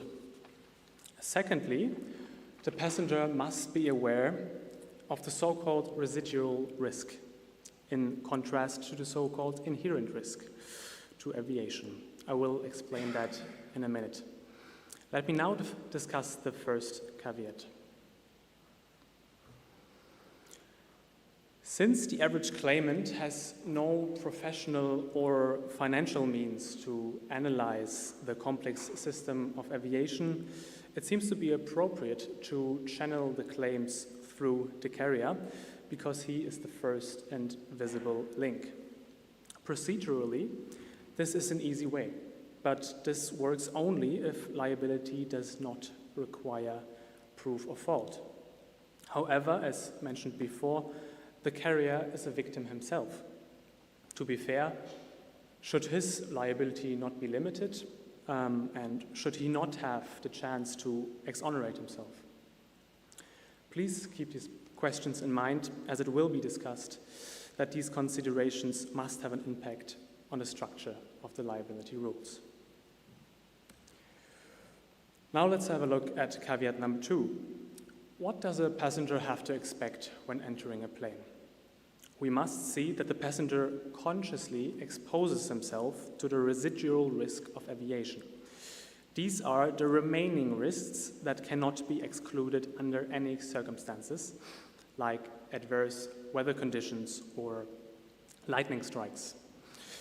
Those occurrences are not at all unexpected or unusual. They can happen, and the passenger knows that. This is certainly an argument to not make the carrier liable, or at least share liability between him and the passenger. On the other hand, the passenger certainly does not expect the inherent risk of aviation. The passenger can expect that all occurrences that could have been avoided are actually avoided. Here, liability is a fair reaction. Let's now have a look at aviation and discuss if these risks are inherent or rather residual. What are the typical risks of aviation? Humans can act intentionally, like terrorists or suicidal pilots, or with negligence, like unattentiveness or fatigue. Additionally, technology or even the system can fail. And also outside factors can have an impact. Some of these risks are certainly residual, like terrorists or sudden lightning strikes. Other risks are dependent on the state of the art, like technology or medicine. The more advanced these two are, technology and medicine, residual risks will shift to inherent risks. So, what are the answers given by Warsaw and Montreal? The starting point of air carrier liability are their joint Articles 17, which contain the central term of accident. The prevailing definition is an unexpected or unusual occurrence external to the passenger. It also has to be aviation related. This is an extremely broad term which includes everything except the risk that the passenger themselves brings in. Both Warsaw and Montreal modify this overly broad definition. They do it by the same means. And these means are proof of fault by the passenger or proof of no fault, exoneration by the carrier with the respective consequences. Both conventions use the same means, but, as we will see, with different effect. At the time when the Warsaw Convention was drafted, there was no unification in international air carriage liability yet. Aviation was not as safe as it is today. Aviation was still stuck in its infancy. Liability had to be limited, not least due to the fact that insurance was not yet available. The Warsaw Convention was drafted in 1929, and the official title is Convention for the Unification of Certain Rules Relating to International Carriage by Air.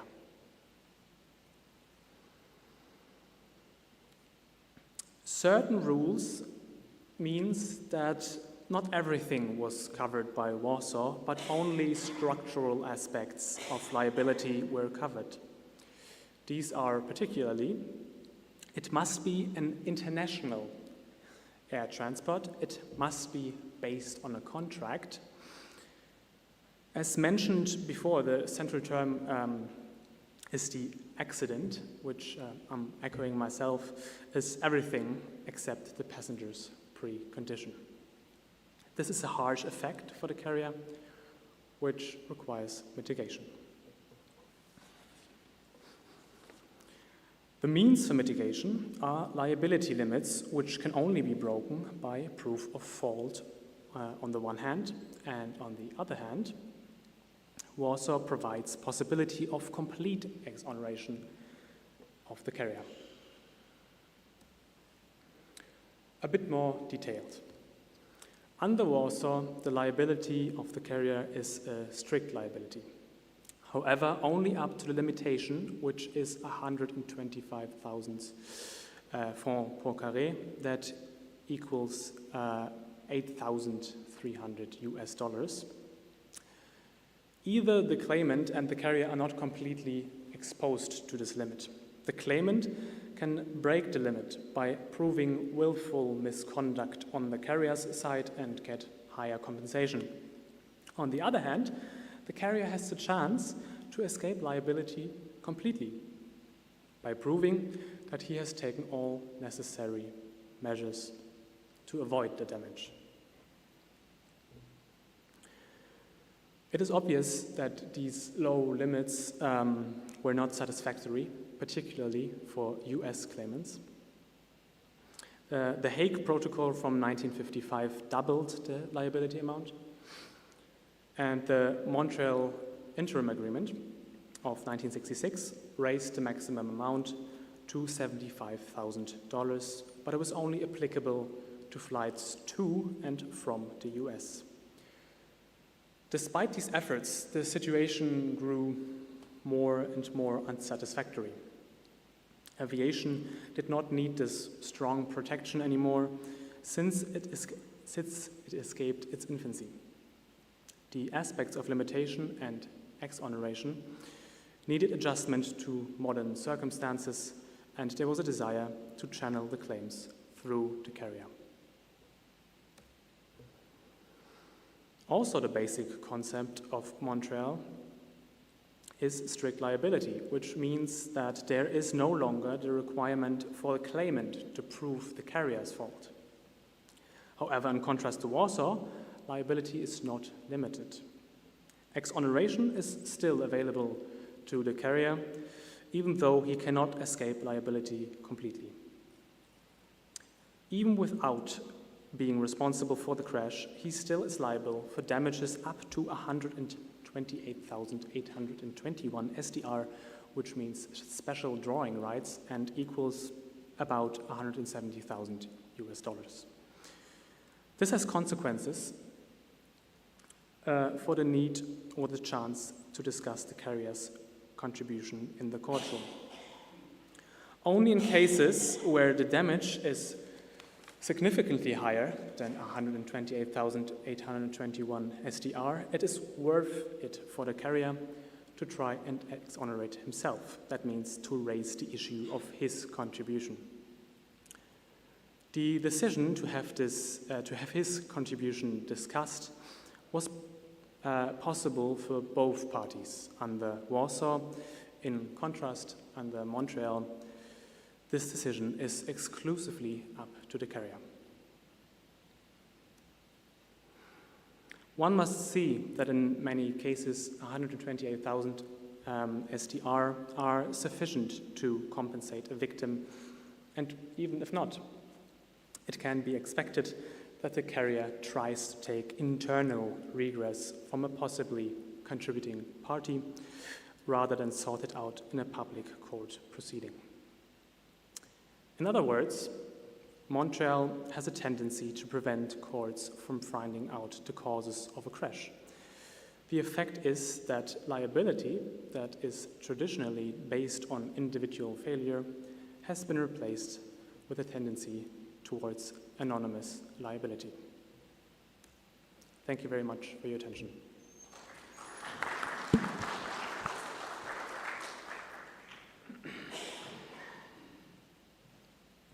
Thank you very much for timely finish. Are there any questions? Yep, one question.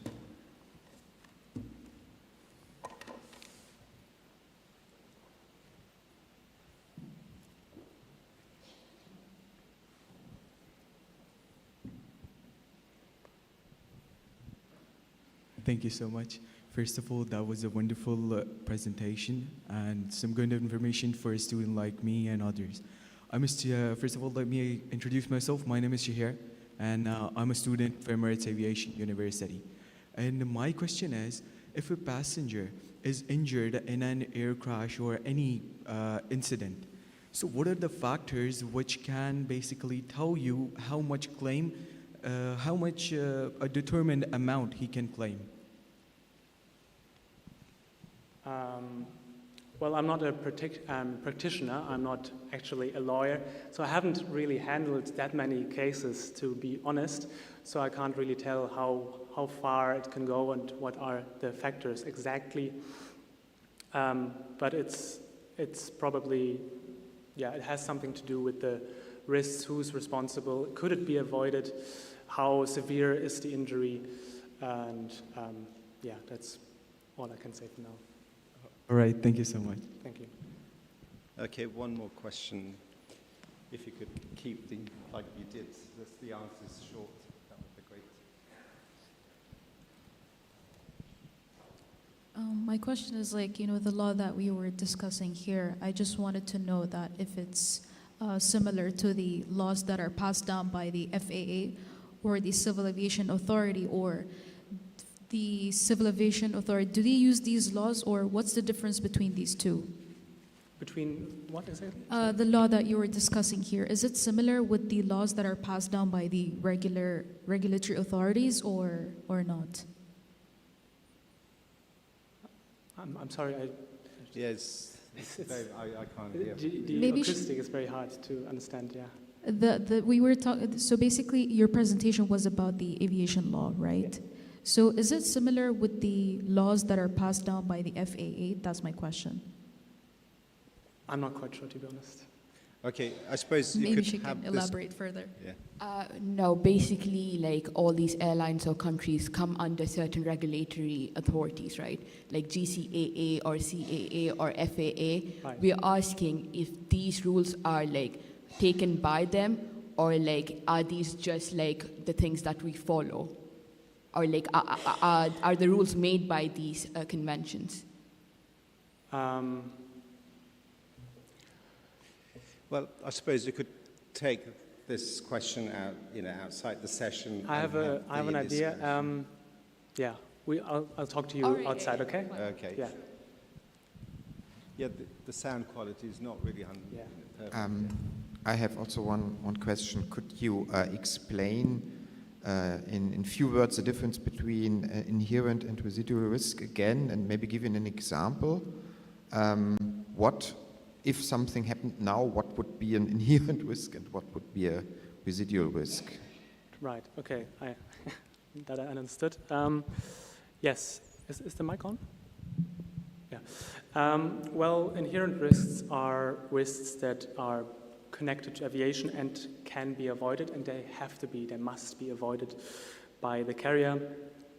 And if not, he is liable. Residual risks are unpredictable. They are nearly impossible to avoid, and it's unfair to make only the carrier liable because both parties, the carrier and the passenger, are aware of these risks, and that's why we have a shared liability. They share these risks. And an example, we heard this morning interesting presentation about air turbulences, and it's a great example of residual risks, but it's all dependent on the state of technology. So if we have, I'm not an engineer, but if we have systems that can detect air turbulences beforehand and the carrier is able to avoid those turbulences, and then they shift to inherent risks. Okay, thank you very much. I suppose we'll stop that, and thank you very much for answering questions.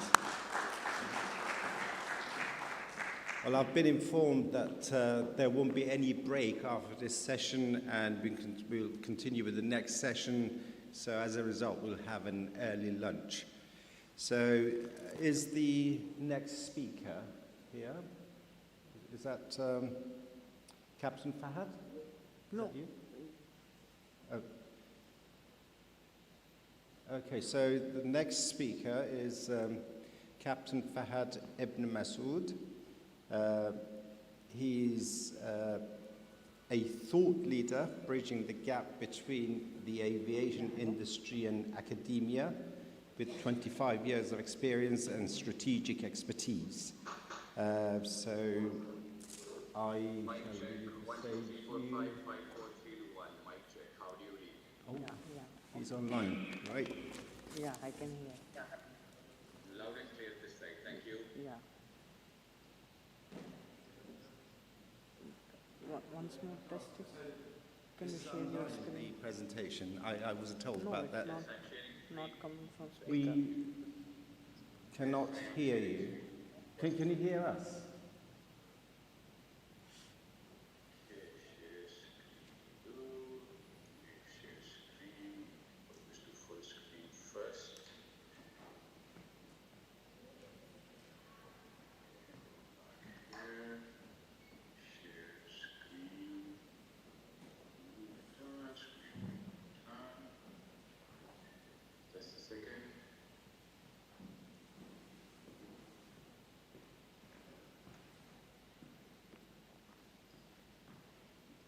So I am sharing screen now. Can you see, hear me both as well as the share screen?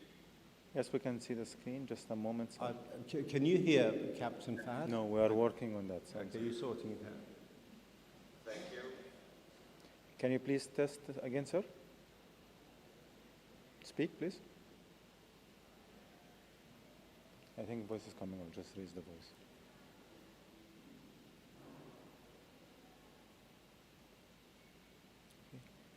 Stay here. Maybe you need to change your code. No?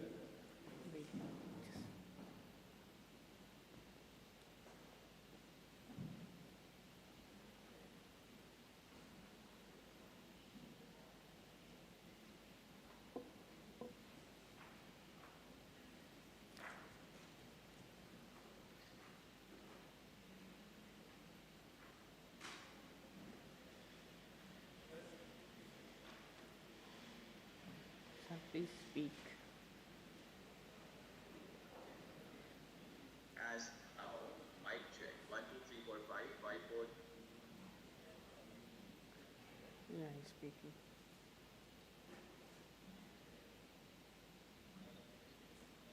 I don't know who can he's hear, speaking. whether I'm communicating with the presenter or somebody up there. No, it is not audible. But he is speaking.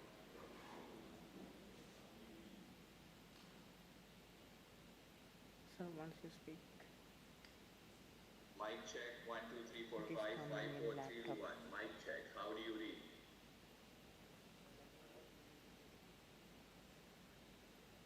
Mic check. Mic check. Can anyone hear me? Can you hear us? Mic check 1 2 3 4 5 5 4 3 2 1. Mic check. How do you read? Sir, once more. Mic check 1 2 I can see in the background they're trying to sort out the problem. So Yeah, but it is not audible to everyone now. Sir, once more, please. Can you hear me now? Mic check 1 2 3 4 5 5 4 3 2 1. Mic check. How do you read? and for the next session, do we have Mr. Sven Martens here? Mic check Who's 1 chairing 2 the 3 next 4 session? 5 5 4 3 2 1. Mic check. How do you read? Right. I suppose he will join us later on. Mic check. Mic check. 1, 2, 3, 4, 5, 5, 4, 3, 2, 1. Mic check. How do you read?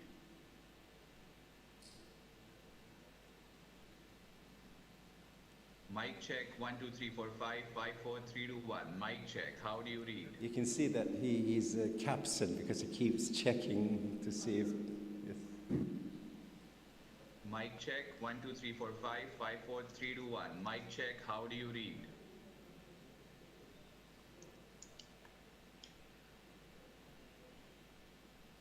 Mic check. 1, 2, 3, 4, 5, 5, 4. How do you read?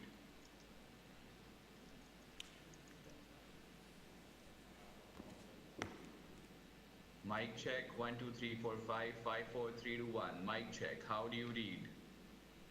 I wonder if Anselm wants to answer more questions. Mic check. Mic check. 1, 2, 3, 4, 5, 5, 4, 3, 2, 1. Mic check. How do you read? Can anyone hear me?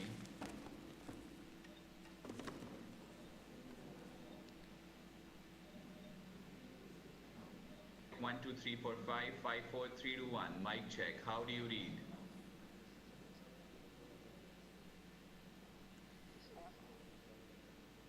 Yeah, I will give phone to look at. Mic check. 1, 2, 3, 4, 5, 5, 4, 3, 2, 1. How do you read?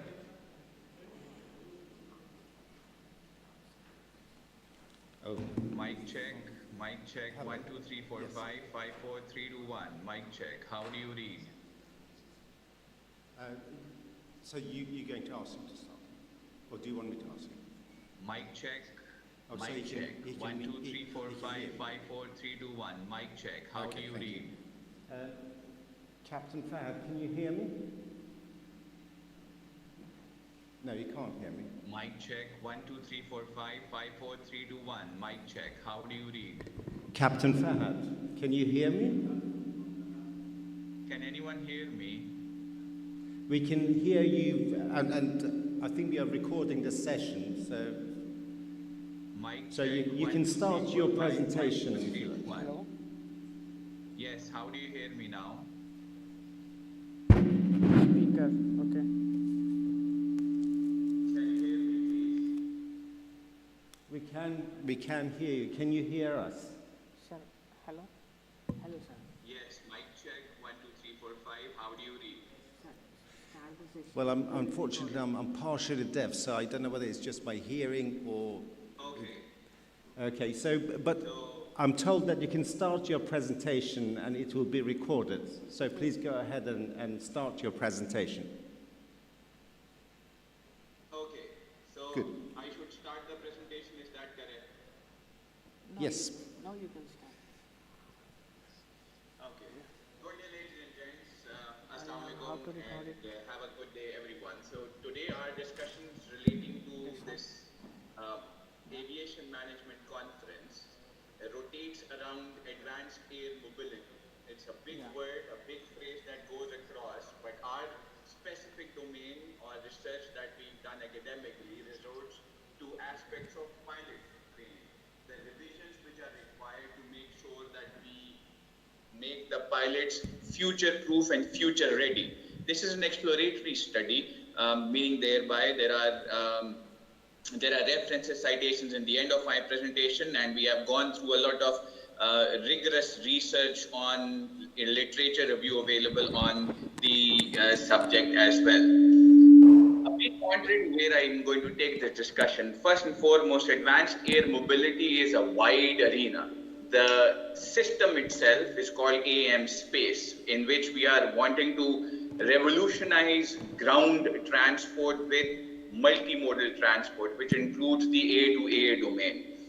And this is point-to-point navigation, which increases the efficiency and it makes the system eco-friendly as well. As it is being pushed by domains of ICAO's Net Zero 2050, we are wanting to build this into the urban air mobility solutions, not to mention the other domain, which is the regional air mobility that we have. eVTOL is another abbreviation which is used globally right now, meaning electric vertical takeoff and landing vehicles. This is air taxis in common. Everyone knows as timelines go ahead, UAE and Dubai wants it 2025. Saudi wants it to start off in 2026. London is giving a timeline of 2028, initial operations and full bore in 2030. The aim is to take care of the urban congestion that is there on the roads, where we spend anything between an hour to an hour and 30 minutes to 2 hours on the road, commuting from point A to point B. This will overfly that congested areas. The other aspect is to improve urban planning or city planning to make sure that it benefits the overall urban process. Focus of this modus operandi today will be threefold. One is on the pilot training aspect, second is the regulatory framework, and third, last but not the least, is the human-machine interface aspect. How does ergonomics play a role in the whole sphere of things? The research objective specifically goes into how do we evolve, one. Two, we recommend a comprehensive change and alteration which is required from the conventional pilot training which has been going on since 1903 till date with the revolution of eVTOL technology. How do we manage that in the same bargain? And once again, to make sure the risks are mitigated, the hazards are identified, and the UAM operations flow through with efficiency and purity. The core questions that guided this study, and I will be discussing these more, the KSA aspect, which is the knowledge, skills, training component which is required. The UAM pilots will have to be trained differently. Once again, a concept which we have touched upon in various literatures of unlearning and relearning, which will be required as well. With the eVTOLs have to make sure that they have a safe and efficient operations. There are no misgivings in the start. Otherwise, the technology will take a backslash and things will go from bad to worse. UATM is urban air traffic management. The systems are completely different from the conventional sea-toll ATMs, which are done at airports as well. A few considered factors. One, as I mentioned before, knowledge and skills. Automation is something that has come across with a lot of push since 1970s till date, and UAM will take it very, very strongly to it as well. Artificial intelligence, not to mention, is a big player in the integration of things. Modular intention is there. We are considering this as a big factor to make sure that the overall urban air management vehicles are taken care of in the modular format, bit by bit, piece by piece, block building approach from a known to unknown, easy to difficult, and using the Bloom's taxonomy in it as well. The overall responsibility remains on the human in the cockpit. The certification process with respect to risks which are there will be taken into account. One, from the cargo manned or cargo piloted vehicles will be the first probably certified vehicles, then into the cargo autonomous or non-piloted, then passenger piloted vehicles, and then fully autonomous non-piloted passenger vehicles, which is the fourth or the last in the chain that will be there. Data right now, if I were to make this statement on the floor of the house, is literally God. We have so much of data available to us, yottabytes upon yottabytes, which can be crunched, used in the most efficient manner as well. And now, at the contemporary times, we have the computing technology to cater for it as well. The diversified, specified training has a few considerations we need to look into place. With this technology come the powertrains, the electric powertrains. Unlike the fossil fuel or the fuel guzzlers of the past, this will be electrically powered. So the engines or the powertrains will be different, the battery technology will continue to enhance, and we will continue to build on it. Urban air traffic management, we touched on it before as well. The sphere of operations will be anything between 0 to 3,000 feet above ground level related to urban and regional air mobility vehicles as well. In case of urban category, we have a challenge that comes with us of limited space. This limited space is a question mark, and how to manage affairs as well. God forbid there is a misgiving or an accident. Where does the emergency aircraft go, or how does the pilot manage the stricken aircraft or vehicle is another question at hand. So a few gaps that we identified in the existing training. The present and the past trainings have a few shortfalls. This is related to the above 4 specific considerations that I mentioned, which includes electric powertrains, urban air traffic management, and then the confined space operations. Sea tolls, conventional takeoff and landing vehicles, operate maximum in the cruise phase, which is about 40,000 feet plus minus a few. So it is very convenient for them and freedom of operation there as well. So the challenges are taken into consideration because of the following reasons. One, a big push on the AI domain is coming. We have the data which is being incorporated in decision making, predictive, forecasting, maintenance, or issues which fall into perspective before the accident takes place. So how do we manage these challenges? So the idea is to once again diversify into 2 domains. One, operations. 2 is the safety side of things, and focus on both separately, but in the end synergize the both. Aircraft characteristics will be varying from the sea tolls because this is a component of VTOL technology, vertical takeoff and landing, conventionally known as helicopters or choppers, which have one rotor. These have multiple rotor blades due to certain operational and noise suppression reasons. Urban airspace management, we've talked on this, wouldn't want to harp the same tune. Error margins will be very less, considering the challenge that we face on urban mobility within cities, high skyscrapers, there are bridges, there is other infrastructure like communication poles or antennas which need to be catered for as well. Safety protocols as well as the training methods have to be evolved in the same domain because they need to be built in the process. If we're looking at the regulatory framework, and this is something which is left wanting right now, we want to have regulations because the step 1 is regulation, step 2 is insurance that comes into play, both products and premiums. Then we go into the further domains of making sure the operators switch over from manufacturers and continue the flow to public acceptance, and in the end, full bore operations as we know it.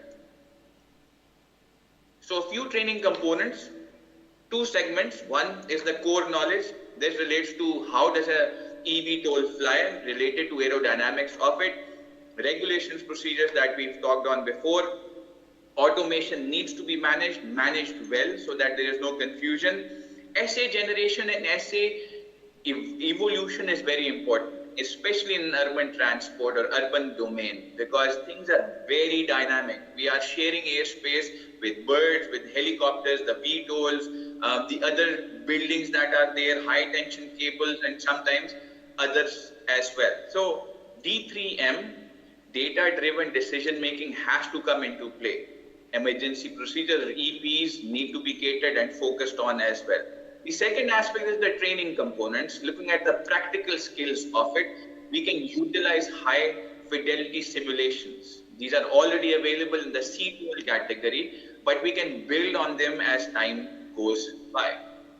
Urban navigation needs to be a point-to-point from origin to destination O to D to make sure that we are making aerial pathways or highways which are free from hazards and risks are mitigated in the process.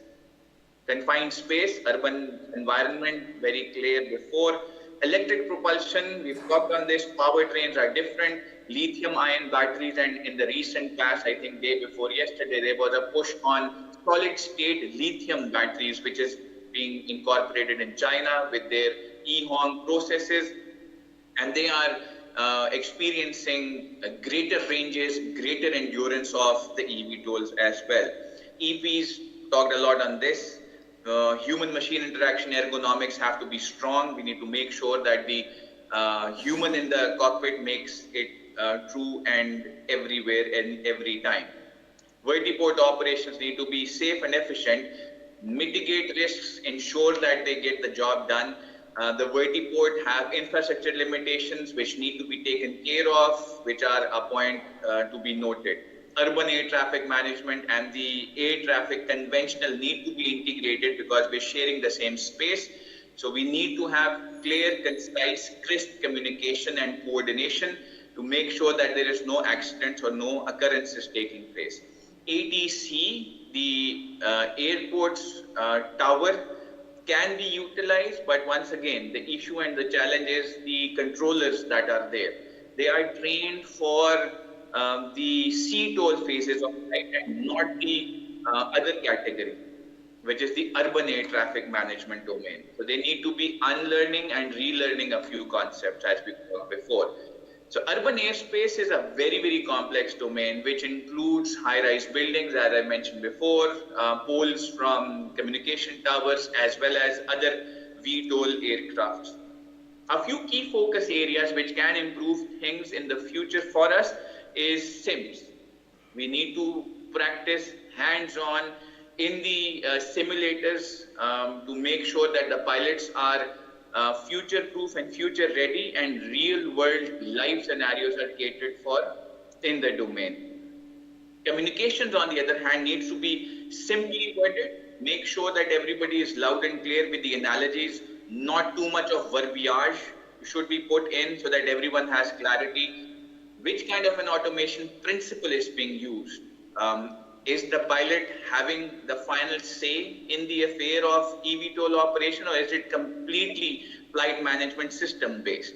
So two specific domain, but still, as we have seen, manual flying skills will be the core of everything that comes later on.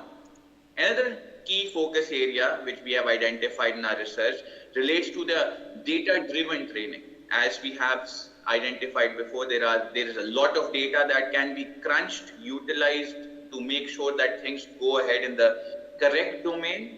So we have a lot of successes in the process as well. Homogeneous regulations, homogeneous practices.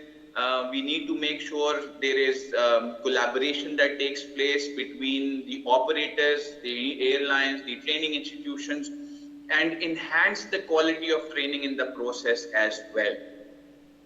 A few conclusive points. We need to have a comprehensive curriculum. We need to make sure that the sims are utilized. High fidelity is the buzz phrase here. Real world flight experience, nothing replaces that, but we need to make sure the sims play a role. It's a learning curve. It's an evolutionary process. If we go through the eVTOL domain, we need to make sure that we make the person from known to unknown difficult in a block building approach, and we continue to build this process. For the industry that we have identified, sim training is a core focus. We are looking for making sure that the decision-making processes are fulfilled, especially in a high-risk, high-threat, high-tension, high-pressure environment of urban traffic management. Practical exercises will be key focus. Sims, once again, we need to make sure that horizontal, vertical airspaces are limited, and we make the pilots prepared and aware of it in the process. Hands-on experience, no recovery from this. We need to make sure that the people are ready. A few recommendations before I disengage. Utilize latest tech, which includes the VR kits. This has been done before, especially in the aerospace domain. Competency-based training and assessment, CPTA, is another way forward. Regulations have to come into play. Tailored training modules come into play as well.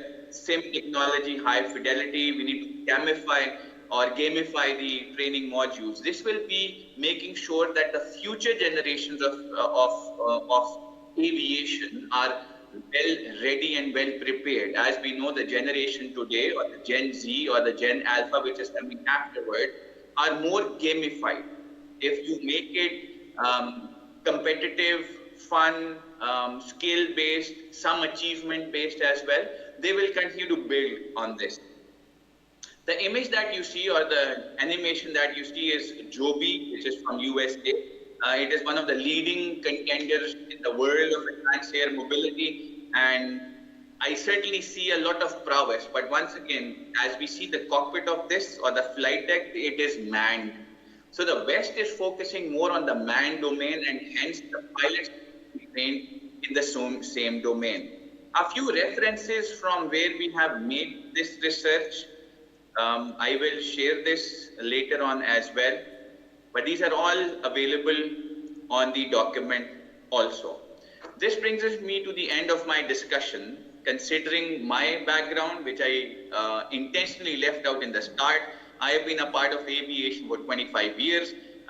Recently, in my prowess to learn more, evolve personally, professionally, I have delved into advanced air mobility. It's been a few years, and being a subject matter expert, I have spoken places like Dubai Air Show, at the European Air Show Council in Brussels recently, with the Pilotless Summit in London as well. Aviation Achievement Award was given to me in the same domain of advanced air mobility and technological prowess.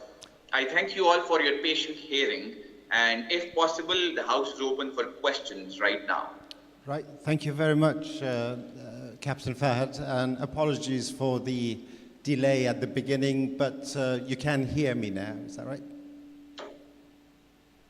Yes, so no worries. I understand we all have limitations, but it's a pleasure being here. And I certainly would look forward to engaging. Sorry? Oh, right, okay. Oh, he can see me. Okay, okay. Not really. I cannot see you, but I can certainly hear you. Thank you. Right. Well, I think that was a very interesting presentation. I have a question. Although we are a bit short of time, let's see if anybody's got a burning question to ask. And I hope it's going to be a short and quick question and answer. Any questions from the audience? Yes. Do you want to take this? Right, so we have a question here. I hope you can hear it. Okay. Yeah, Captain, thank you very much for your interesting presentation. I learned a lot. I have one question. You talked about situational awareness of the pilot. That's extremely important. What about what I would call psychological awareness? Because we must see that the remote pilot is not in the plane. He doesn't expose his life to the risk of aviation. So doesn't this situation change his mindset a bit? Must be careful and attentive to this aspect that he is not part of the game, that he is at home maybe, or he has a feeling he is at home and just playing computer. I'm sorry, How can this be avoided? I cannot hear the question. Can someone reiterate, please? Right, so you couldn't hear the question. Right, just one quick question. You know, this yes, please. The advanced air mobility training that you've mentioned, will it address all the unique requirements of urban air mobility operations? I've got another one, but let's just go for that. Yes, so urban air mobility, as we know it, the airspace in a city is construed and limited, both vertically and laterally. So these trainings will have to cater for that one big variable. And rest assured, God forbid, there is some incident that takes place or some occurrence that takes place, the EPs, as we call them, or the emergency procedures have to cater for that variable as well.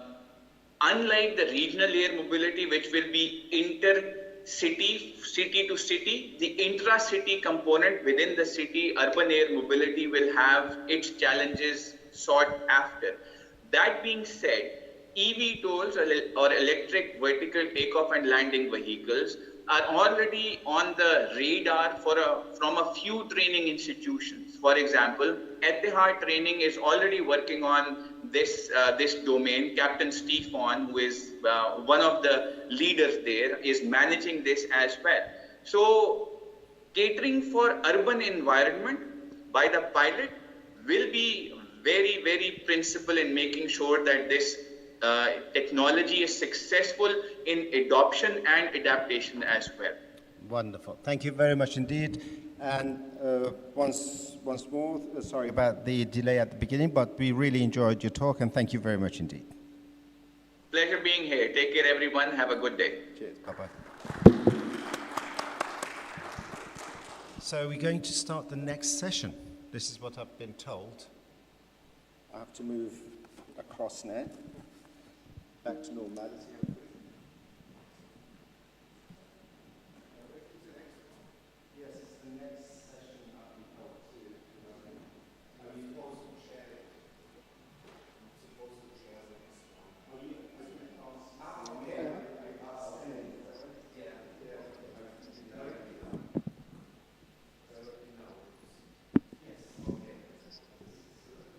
Test 1, 2, 3.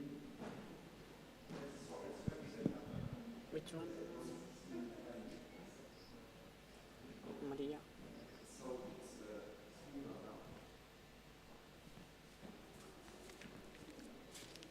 Okay. Can you hear me? Yeah. So my name is Sven Mertens from the German Aerospace Center, and I'm happy to chair the next little session with two speeches in the field of sustainable airport management. We have two presentations. One is from Maria Sarzetaki, but I see that Dimitrios is coming, so are you going to present? Okay, so it's Dimitrios again, like yesterday. So from the University of Thrace in Greece. And the following presentation will be by Sefta Ahmadian from Emirates Aviation University. Are you here? Not yet. Probably due to the new time allocation. We will see. So for the time being, Dimitrios, the floor is yours. Thank you very much.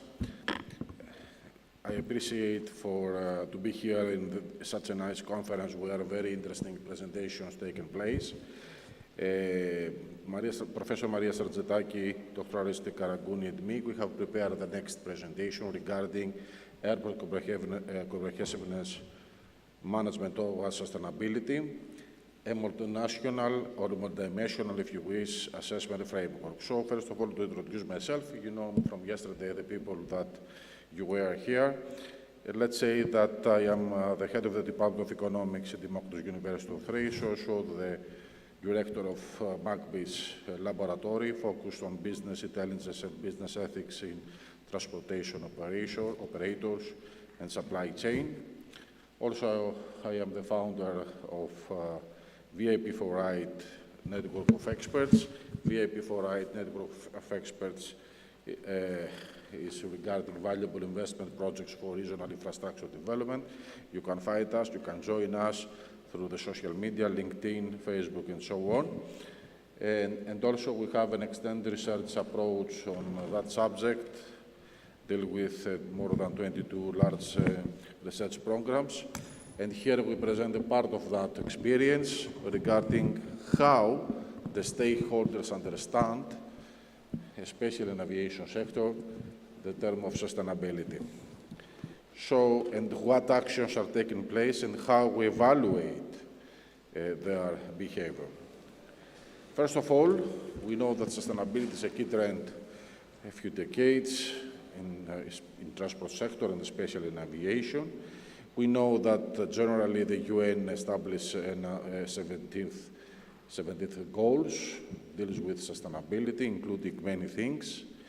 But also we have dedicated targets in, for instance, the agenda of 2030 in Europe, where, for instance, most of the majority, or not the majority, all the cars have to be electric.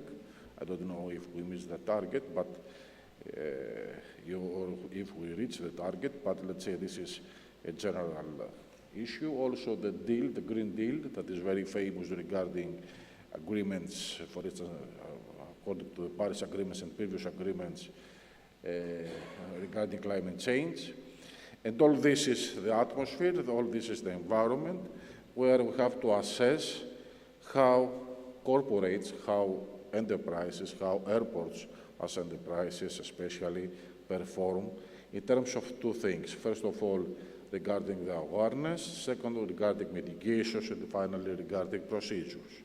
But what procedures, what mitigation, what are, let's say, the key directions on that?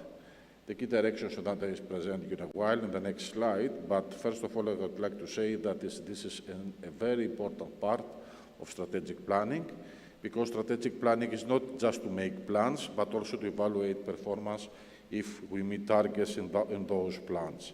And according to the basics of how to develop strategic planning, the benchmarking and the establishment or the positioning of the company into the frame of competitors or, let's say, similar enterprises in the sector is a critical thing. And this also affecting important decision-making and business planning as well, where business planning is in a short period, where deals with the revenue strategy, deals with the investments, deals with the capital allocation in various aspects in an enterprise. So this is the story behind that, and we'll evaluate management, how allocate all these actions, and finally we see what is the performance of management to meet specific targets. So here we present you a case study, but also we present you the methodology. First of all, this is the great picture of comprehensiveness, where you can see that we have the links deals with the resilience of the business, and we have, let's say, the output, that is the measures that taken place in order to meet the targets. So the link between environment and business is very important to measure in outputs of efficiency, and especially speaking about this new era of sustainability, this new era of technological innovation. It's how the sector, how the airport enterprise digitalize many of operation activities, and digitalization of activities minimize, of course, CO2 footprint. So regarding targets related to the society, here we have to see what is the impact in the life expectancy, in biodiversity, but also in welfare of the society that serve this enterprise, and specifically here this airport. Regarding policy, we have to see how we meet strategic plans, how we meet strategic goals, how the enterprise deal with national targets, and I presented you in the previous slide a few of them. And finally, regarding compliance, compliance means what are the procedures that the company implement in order to meet the targets. And it's a checklist, it's an ISO style of evaluation, where we have to deal to see what are the key actions, what are the key procedures that the company implement in order to meet and in order to be compliant with the institutional targets set up from a large organizations like UN, like unions, like big trade organizations, and so on. So the methodology frameworks, according to that I just presented you, is a triangle where we try to find what is, let's say, the innovation and technological efficiency, means how the system, how the enterprise moving in terms of technological transition. Also the comprehensiveness of sustainability in terms of environment impact mitigation, but as well as all the issues dealing with the contribution to the socioeconomic footprint or the local ecosystem, if you wish. And finally, to evaluate the comprehensiveness and the compliance with the international regulations and the recommendations and targets, as I told you. So this is the triangle that we have to deal with. Speaking about evaluation, maybe yesterday we have a brief about that. Many presentations tell about the need of evaluation and what should be the output of evaluation. Here we use a multidimensional approach of evaluation, where we develop three aggregate indexes. The first one is regarding environmental sustainability, where a series of KPIs we evaluated, we measure, and we adjust in a sample what is the impact, or in terms of what is the innovation between the enterprises in the same sector. So the second pillar is regarding technological efficiency. Again, a series of KPIs introduced in order to measure what is, let's say, the innovation over the years. And finally, the contribution to the socioeconomic development, where, again, we use metrics to see what is the impact in the welfare, and different methodologies in order to calculate those indexes. If you see a picture, because also you can see here, maybe here, you see the reference where I present details about all these series of measures. Here it's Dimitriou Karagouni publication regarding assortment of airport sustainability strategy. That is, you can find in Journal of Sustainability, that it's an open access journal, so you can find all this methodology behind. But let's say the three actions of evaluation is presented here. So you can see in the space how is allocated each KPI, each index over time. This is the concept, and based on contract theory, for the people that is not familiar with that, contract theory won the Nobel Prize in 2016. That's a new theory that is try to evaluate the perspectives of a system, economic system to the targets that the society deal with. So we use that framework in order to finally allocate to make an aggregation of different measures. And we use the Environmental Management Performance Index that representing the critical infrastructure environmental management performance. The TET, that is an index representing the critical infrastructure technological efficiency transition, and the CED, where is an index that presenting an aggregated index that presenting the critical infrastructure contribution to economic development. So we analyze all of those. We make step-by-step analysis, collecting the data over time and put it together and, let's say, adjust the results between the sample.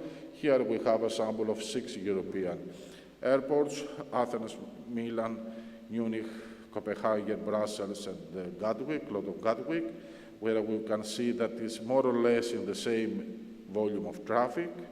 So you have to make all this clustering to make this evaluation according to the level of traffic, to the volume of traffic.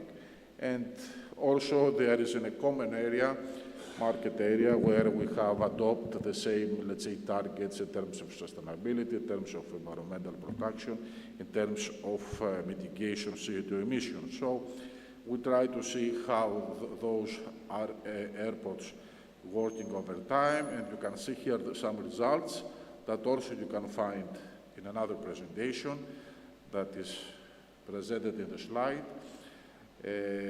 speaking about appraisal of corporate performance and total quality management upon critical infrastructure sustainable development is in the slide. So, and also you can find in the documents, in the paper, in the proceedings of the conference, all these references in order to have full access to the analysis. And you can see, for instance, how they react. Here is Athens airports and Brussels airports. You see the difference in their strategy. You see the difference in their outputs, and we can illustrate results between those airports. Or to aggregate finally, here is Copenhagen. You can see impressively that in these 2 points, in the bottom of the diagrams, you can see it's close to 0 in terms of sustainability, and this is because of COVID era, where COVID era we don't have traffic, we cannot evaluate sustainability, so you can see the difference in terms of how the system reacts between two different things, because all this is adjusted compared to the outputs of the enterprise, the outputs of the airport. And these outputs are traffic and the revenues, of course. And if we try to aggregate all these indexes, again, using the contract theories as I told you before, this is an aggregation.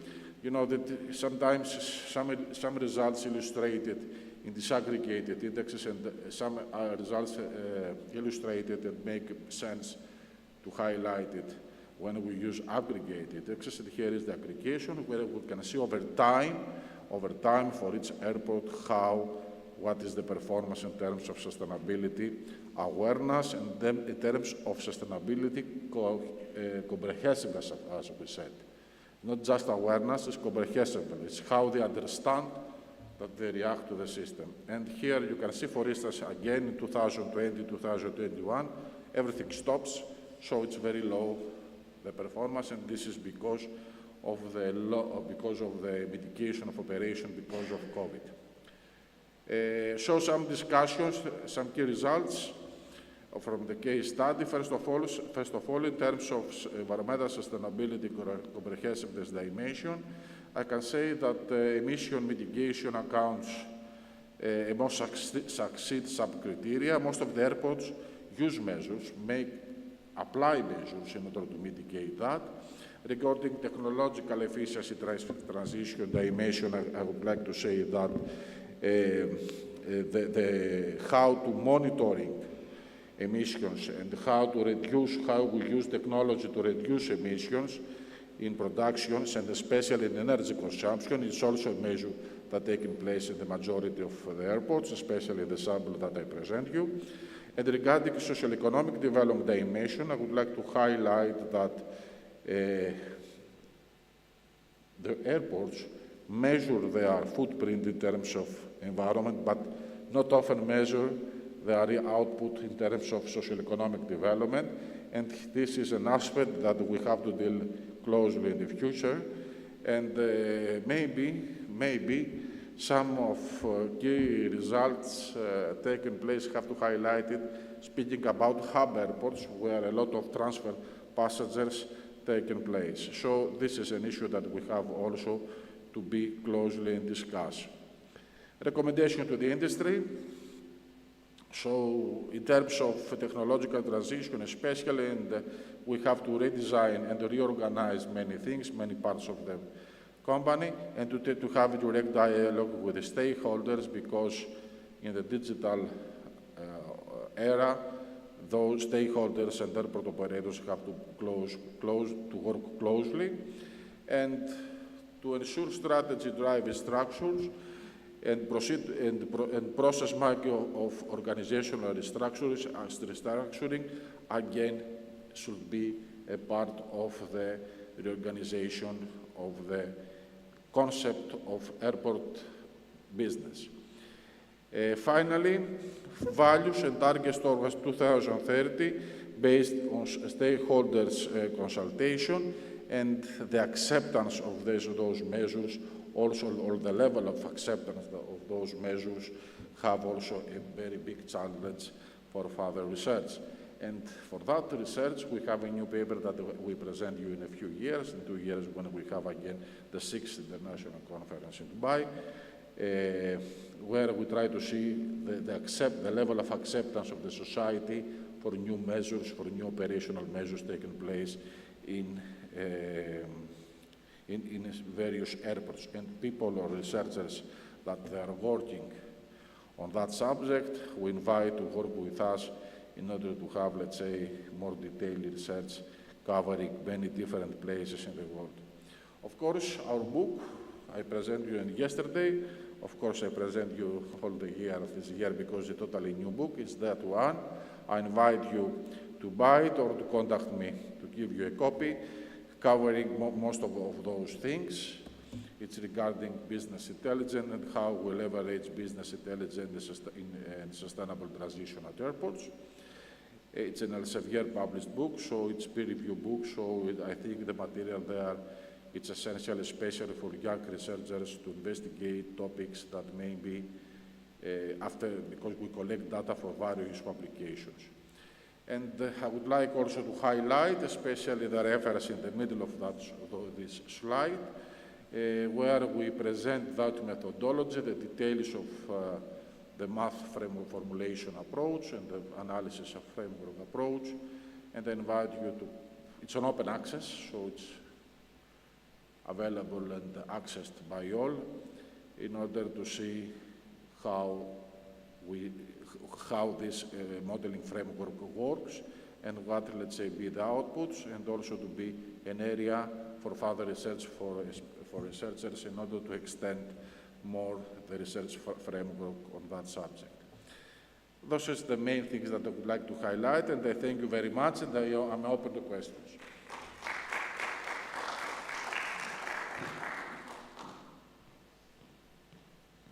Thank you, Dimitrios. Are there any questions from the audience? There's one, yeah?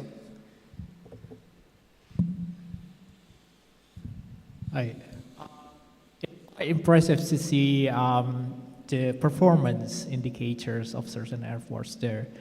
But I will take example from ACA green certification for airports.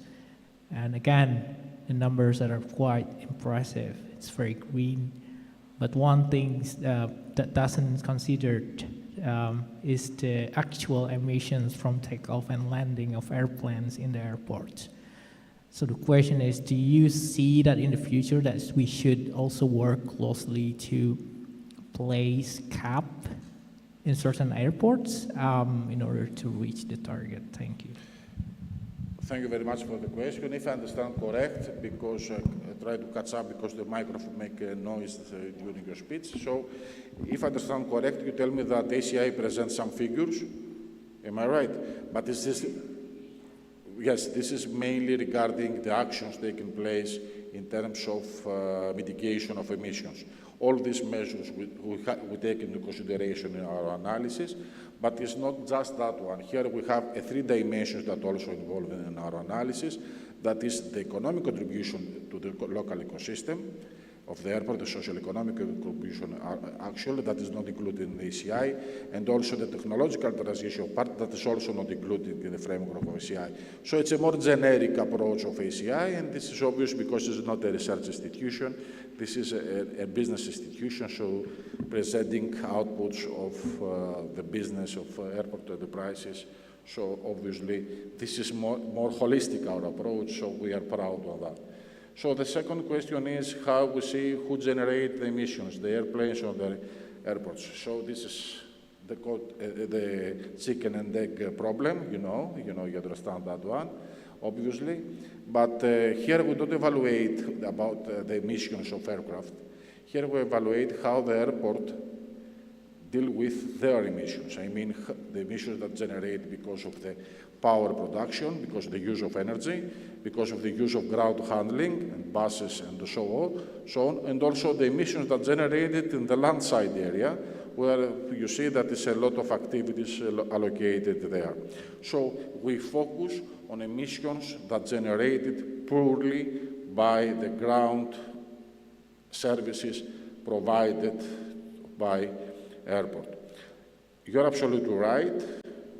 A more holistic approach that I present you that is focused on airports should be in aviation, that included also the airlines and aircrafts and all this. But you know that we are not,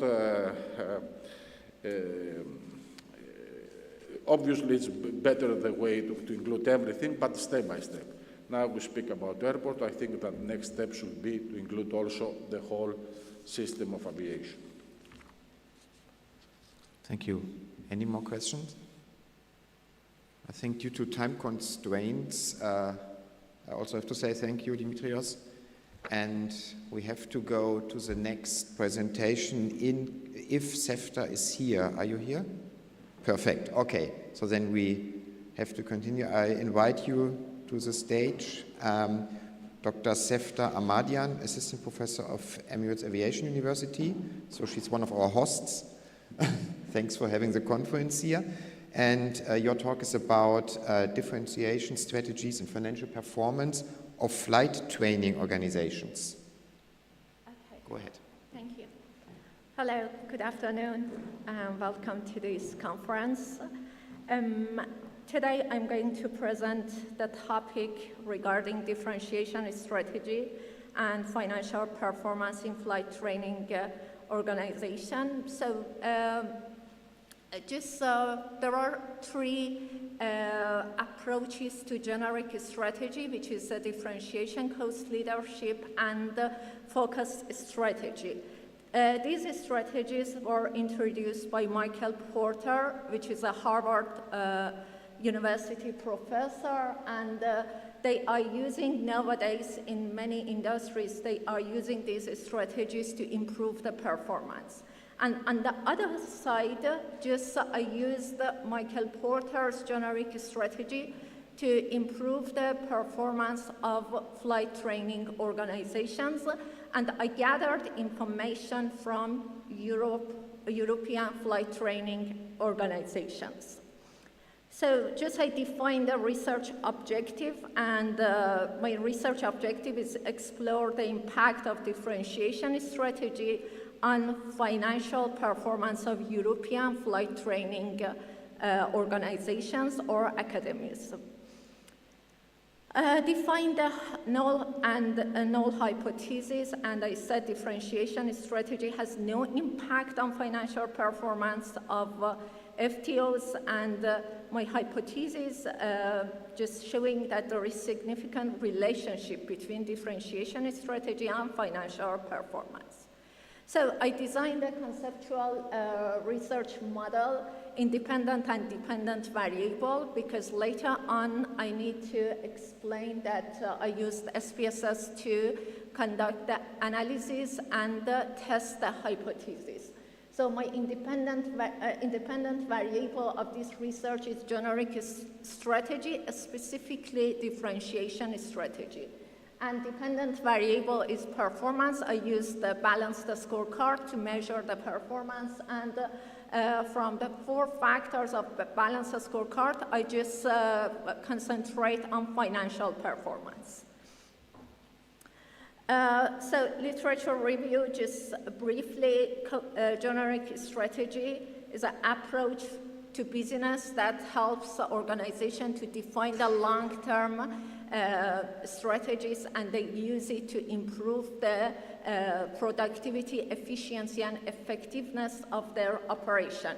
So the generic strategy consists of 3 parts: cost leadership, differentiation, and focus. Each of them has a different meaning. When we say differentiation strategy, it's not relevant to aviation industry, but like today, ladies going and buy bag from LV, Gucci. Why we are doing this? Because of differentiation strategy they have. They know how to promote their products. Cost leadership, normally low-cost carriers, they are very good in cost leadership. They decrease the cost to increase the demand in the market. And focus strategy, focusing on niche market, small group of the population. So out of these 3 strategies, I just selected differentiation for flight training academy. If we work on branding of the flight training organization, so it will impact on performance, like financial performance, means it causes to increase the revenue, profit, earn per share. Like in aviation industry, we have KPI, we have RPK, revenue per kilometer, we have ASK, available seat kilometer. So all of them can be measured in aviation industry and financial analysis. A balanced scorecard is a technique using to measure the performance. Like we have benchmarking, we have balanced scorecard, and the balanced scorecard has 4 perspectives. It has financial, customer perspectives, internal process, and learning and growth perspective. Financial perspective, I just mentioned, highlighted that it is like a earn per share, revenue, net profit, and so on. customer perspective, customer satisfaction, after landing with the Emirates aircrafts, very cute emojis just appear in the screen, and you should select them. You are satisfied. Are you satisfied with the performance of crew? Are you satisfied with the quality of food, and so on? So all of them going to different departments just to show the customer satisfaction. So it means Emirates also using the balanced scorecard to measure and evaluate the level of the performance in their organization. Each year, you know, they release the financial report, includes all of this information. Internal process like innovation, technology, AI, whatever today they are using to promote their operation. And learning and growth perspective, growing rate means they are going to, how much they pay for training of staff, what is the staff satisfaction rate, and so on. So these are the 4 factors under balanced scorecard that for Flight Training Academy, I just focused on financial perspective because it's a article and we need to keep it short. So that's why I focus on impact of differentiation strategy on financial performance of flight training organizations in Europe. According to, because we know European flight training organizations, they are following the rules and regulations of EASA, which is European Aviation Safety Agency. And there are rules and regulations, ICAO annexes under the FCL flight crew licensing altogether help to just have the highest level of standards in their operation, and also they need to have long-term plan or objectives to improve the performance. So this is the literature review just with the in-text citations, and I use the Harvard referencing style as a requirement from the university. So methodology, I use my research philosophy is positivism, approach is deductive, strategy is quantitative research, means based on statistical data, population, top managers and pilots. So I gather the information from top managers and pilots from European flight training academies. Population size was like 977 top managers and pilots. So I used the equation, sampling equation, and my sample size is 374, and I got this much respondent, I got this much return from the respondents. Okay, I used the questionnaire, and my questionnaire consists of 3 parts.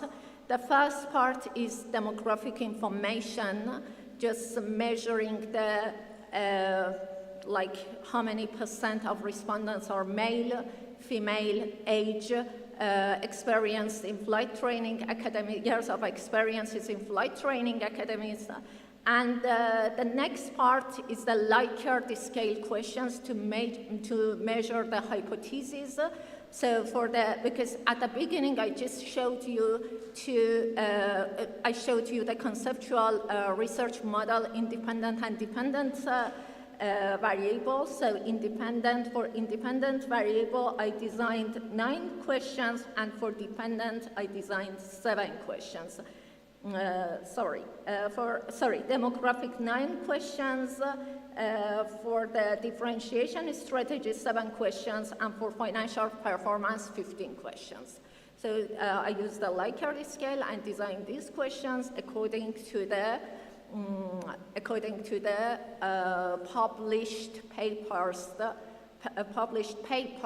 I used the information and design my questionnaire because to just test the reliability and validity of the data. So I used SPSS to analyze the collected data. First, I prepared the data. I went through the missing data analysis, so you can either do it in Excel sheet or in SPSS itself. Then I did the normality test. I just conducted kurtosis and skewness for knowing if there is any outliers, if there is no normal distribution among variables, I needed to remove them.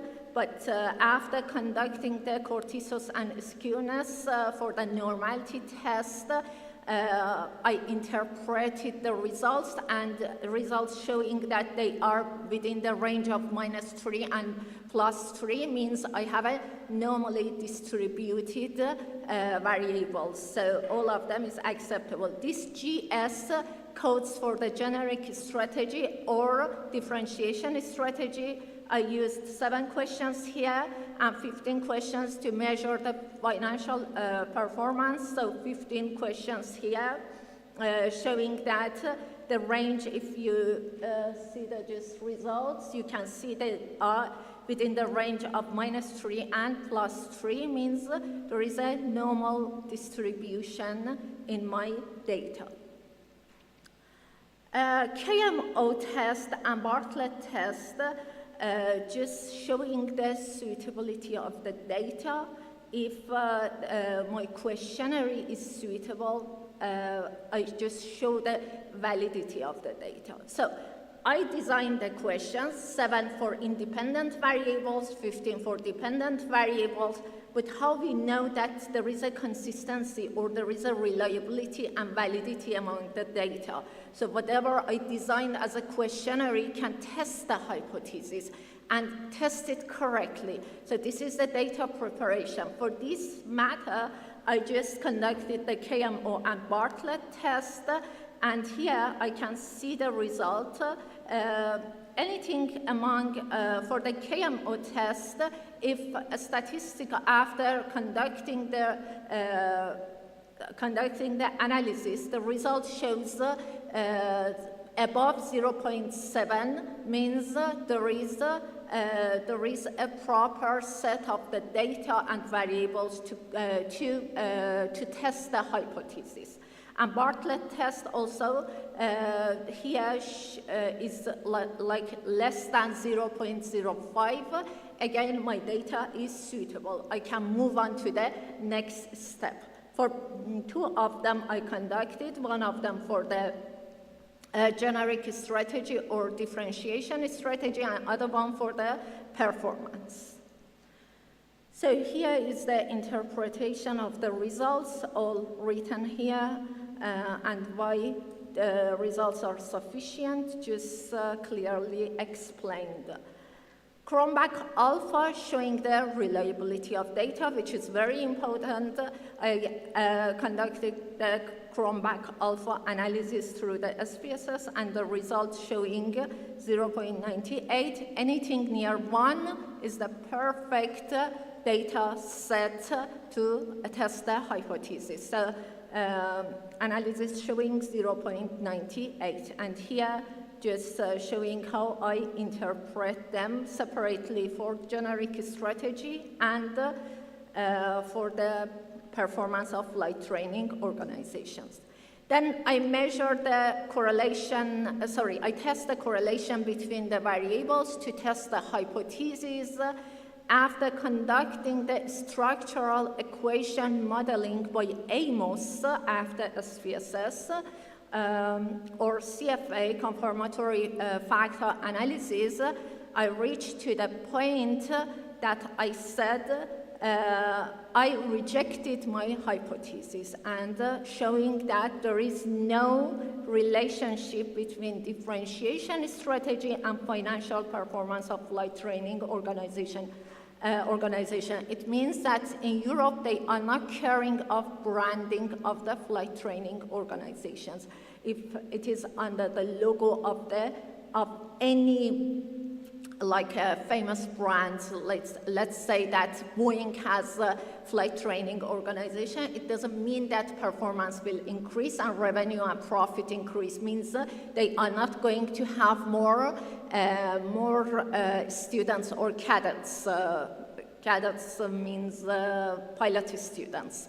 So after analyzing of the hypothesis, I realized that there is no significant relationship between differentiation strategy and financial performance. However, I conducted this research for other generic strategies and performance, and the result showed me that there is significant relationship between cost leadership strategy and financial performance. So I just, in another article, I published this paper as well. So I just showed the result.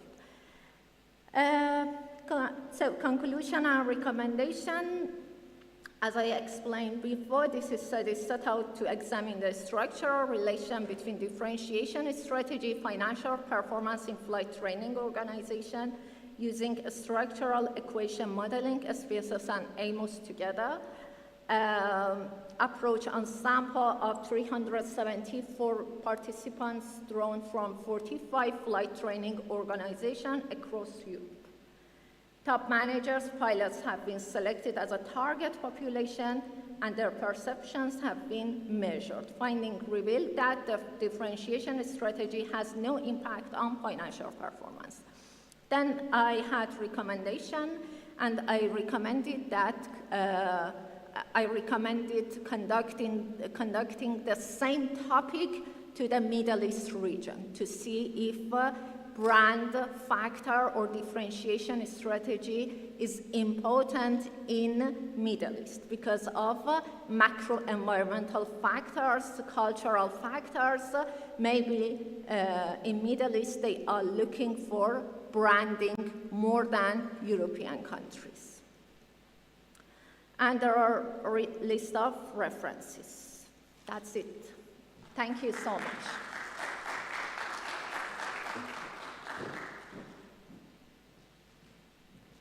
Thank you, Sifta, for the presentation. Are there any questions from the audience? If not, I would have a first one to warm up. Given the fact that the aviation industry is so heavily regulated, yes, I'm not an expert in flight training organizations, not at all. I'm not a pilot, but I would assume that the degrees of freedom are very, very limited because what they have to offer, their product is regulated and they have to meet certain criteria. So could you probably, for some of us here in the room, explain again in which areas you see degrees of freedom for them where they could differentiate beyond probably branding, marketing, communication, and so on? So how can they differentiate? Sorry, could you repeat your question? Yeah, I would assume, given that the product flight training is subject to so many hard regulations, that they have not much freedom to say we do this and that because what they have to deliver is standardized. So how can they differentiate in practice? Where can they make where can flight school A be different from flight school B, for example? Okay, so based on my experience, as you mentioned, yeah, there are a lot of regulations regarding flight training academies, but cost, I mean, because it's very costly to cadets to join the flight training academy. They have like a PPL, private pilot license, then air transport pilot license, flight hours using the single aircrafts and single engine aircrafts and the twin engine aircrafts plus simulator flights. So what just I realized so far, students prefer to get the powerful license that today EASA is one of them, and compare with FAA, Federal Aviation Administration license, which is very flexible. So they prefer to have EASA license, and they need to pay cheaper in compare. Like the same certificate in Middle East is like a double in compare with Spain and like a European countries. And I guess cost factor is the main reason that they can tend to go to European flight training academies. Yeah, okay, thank you. Any more questions? Maybe one more from my side. It's on data quality. I saw that your survey was targeted at both managers, but also at pilots from FTOs. I wonder, to what extent are pilots capable of talking about company financials? So do they have the necessary information to know about the financial performance of their flight school, or are they just pilots? So when we discussed regarding the financial performance and I categorized the questions, I guess I just prepared 15 questions. Just get their idea, and I guess the questions, because it was from the published papers, and the previous pilots also answered to these questions. So it was like suitable questions for them, and they just clearly answered the questions. And two categories, because if we discuss about the flight training academy stakeholders, it is very vast, but I prefer just collect the data from these two groups, because top managers normally who are working in flight training academy, they have flight backgrounds, so they are pilot as well. Okay, I see, yeah. Yes. Any more questions from the audience? Or is everyone hungry? So everyone is apparently hungry, and I suggest we have a break now, as the program says, until 2 p.m. 2? I think 2. And then we continue with the afternoon session. Thank you. Thank you so much.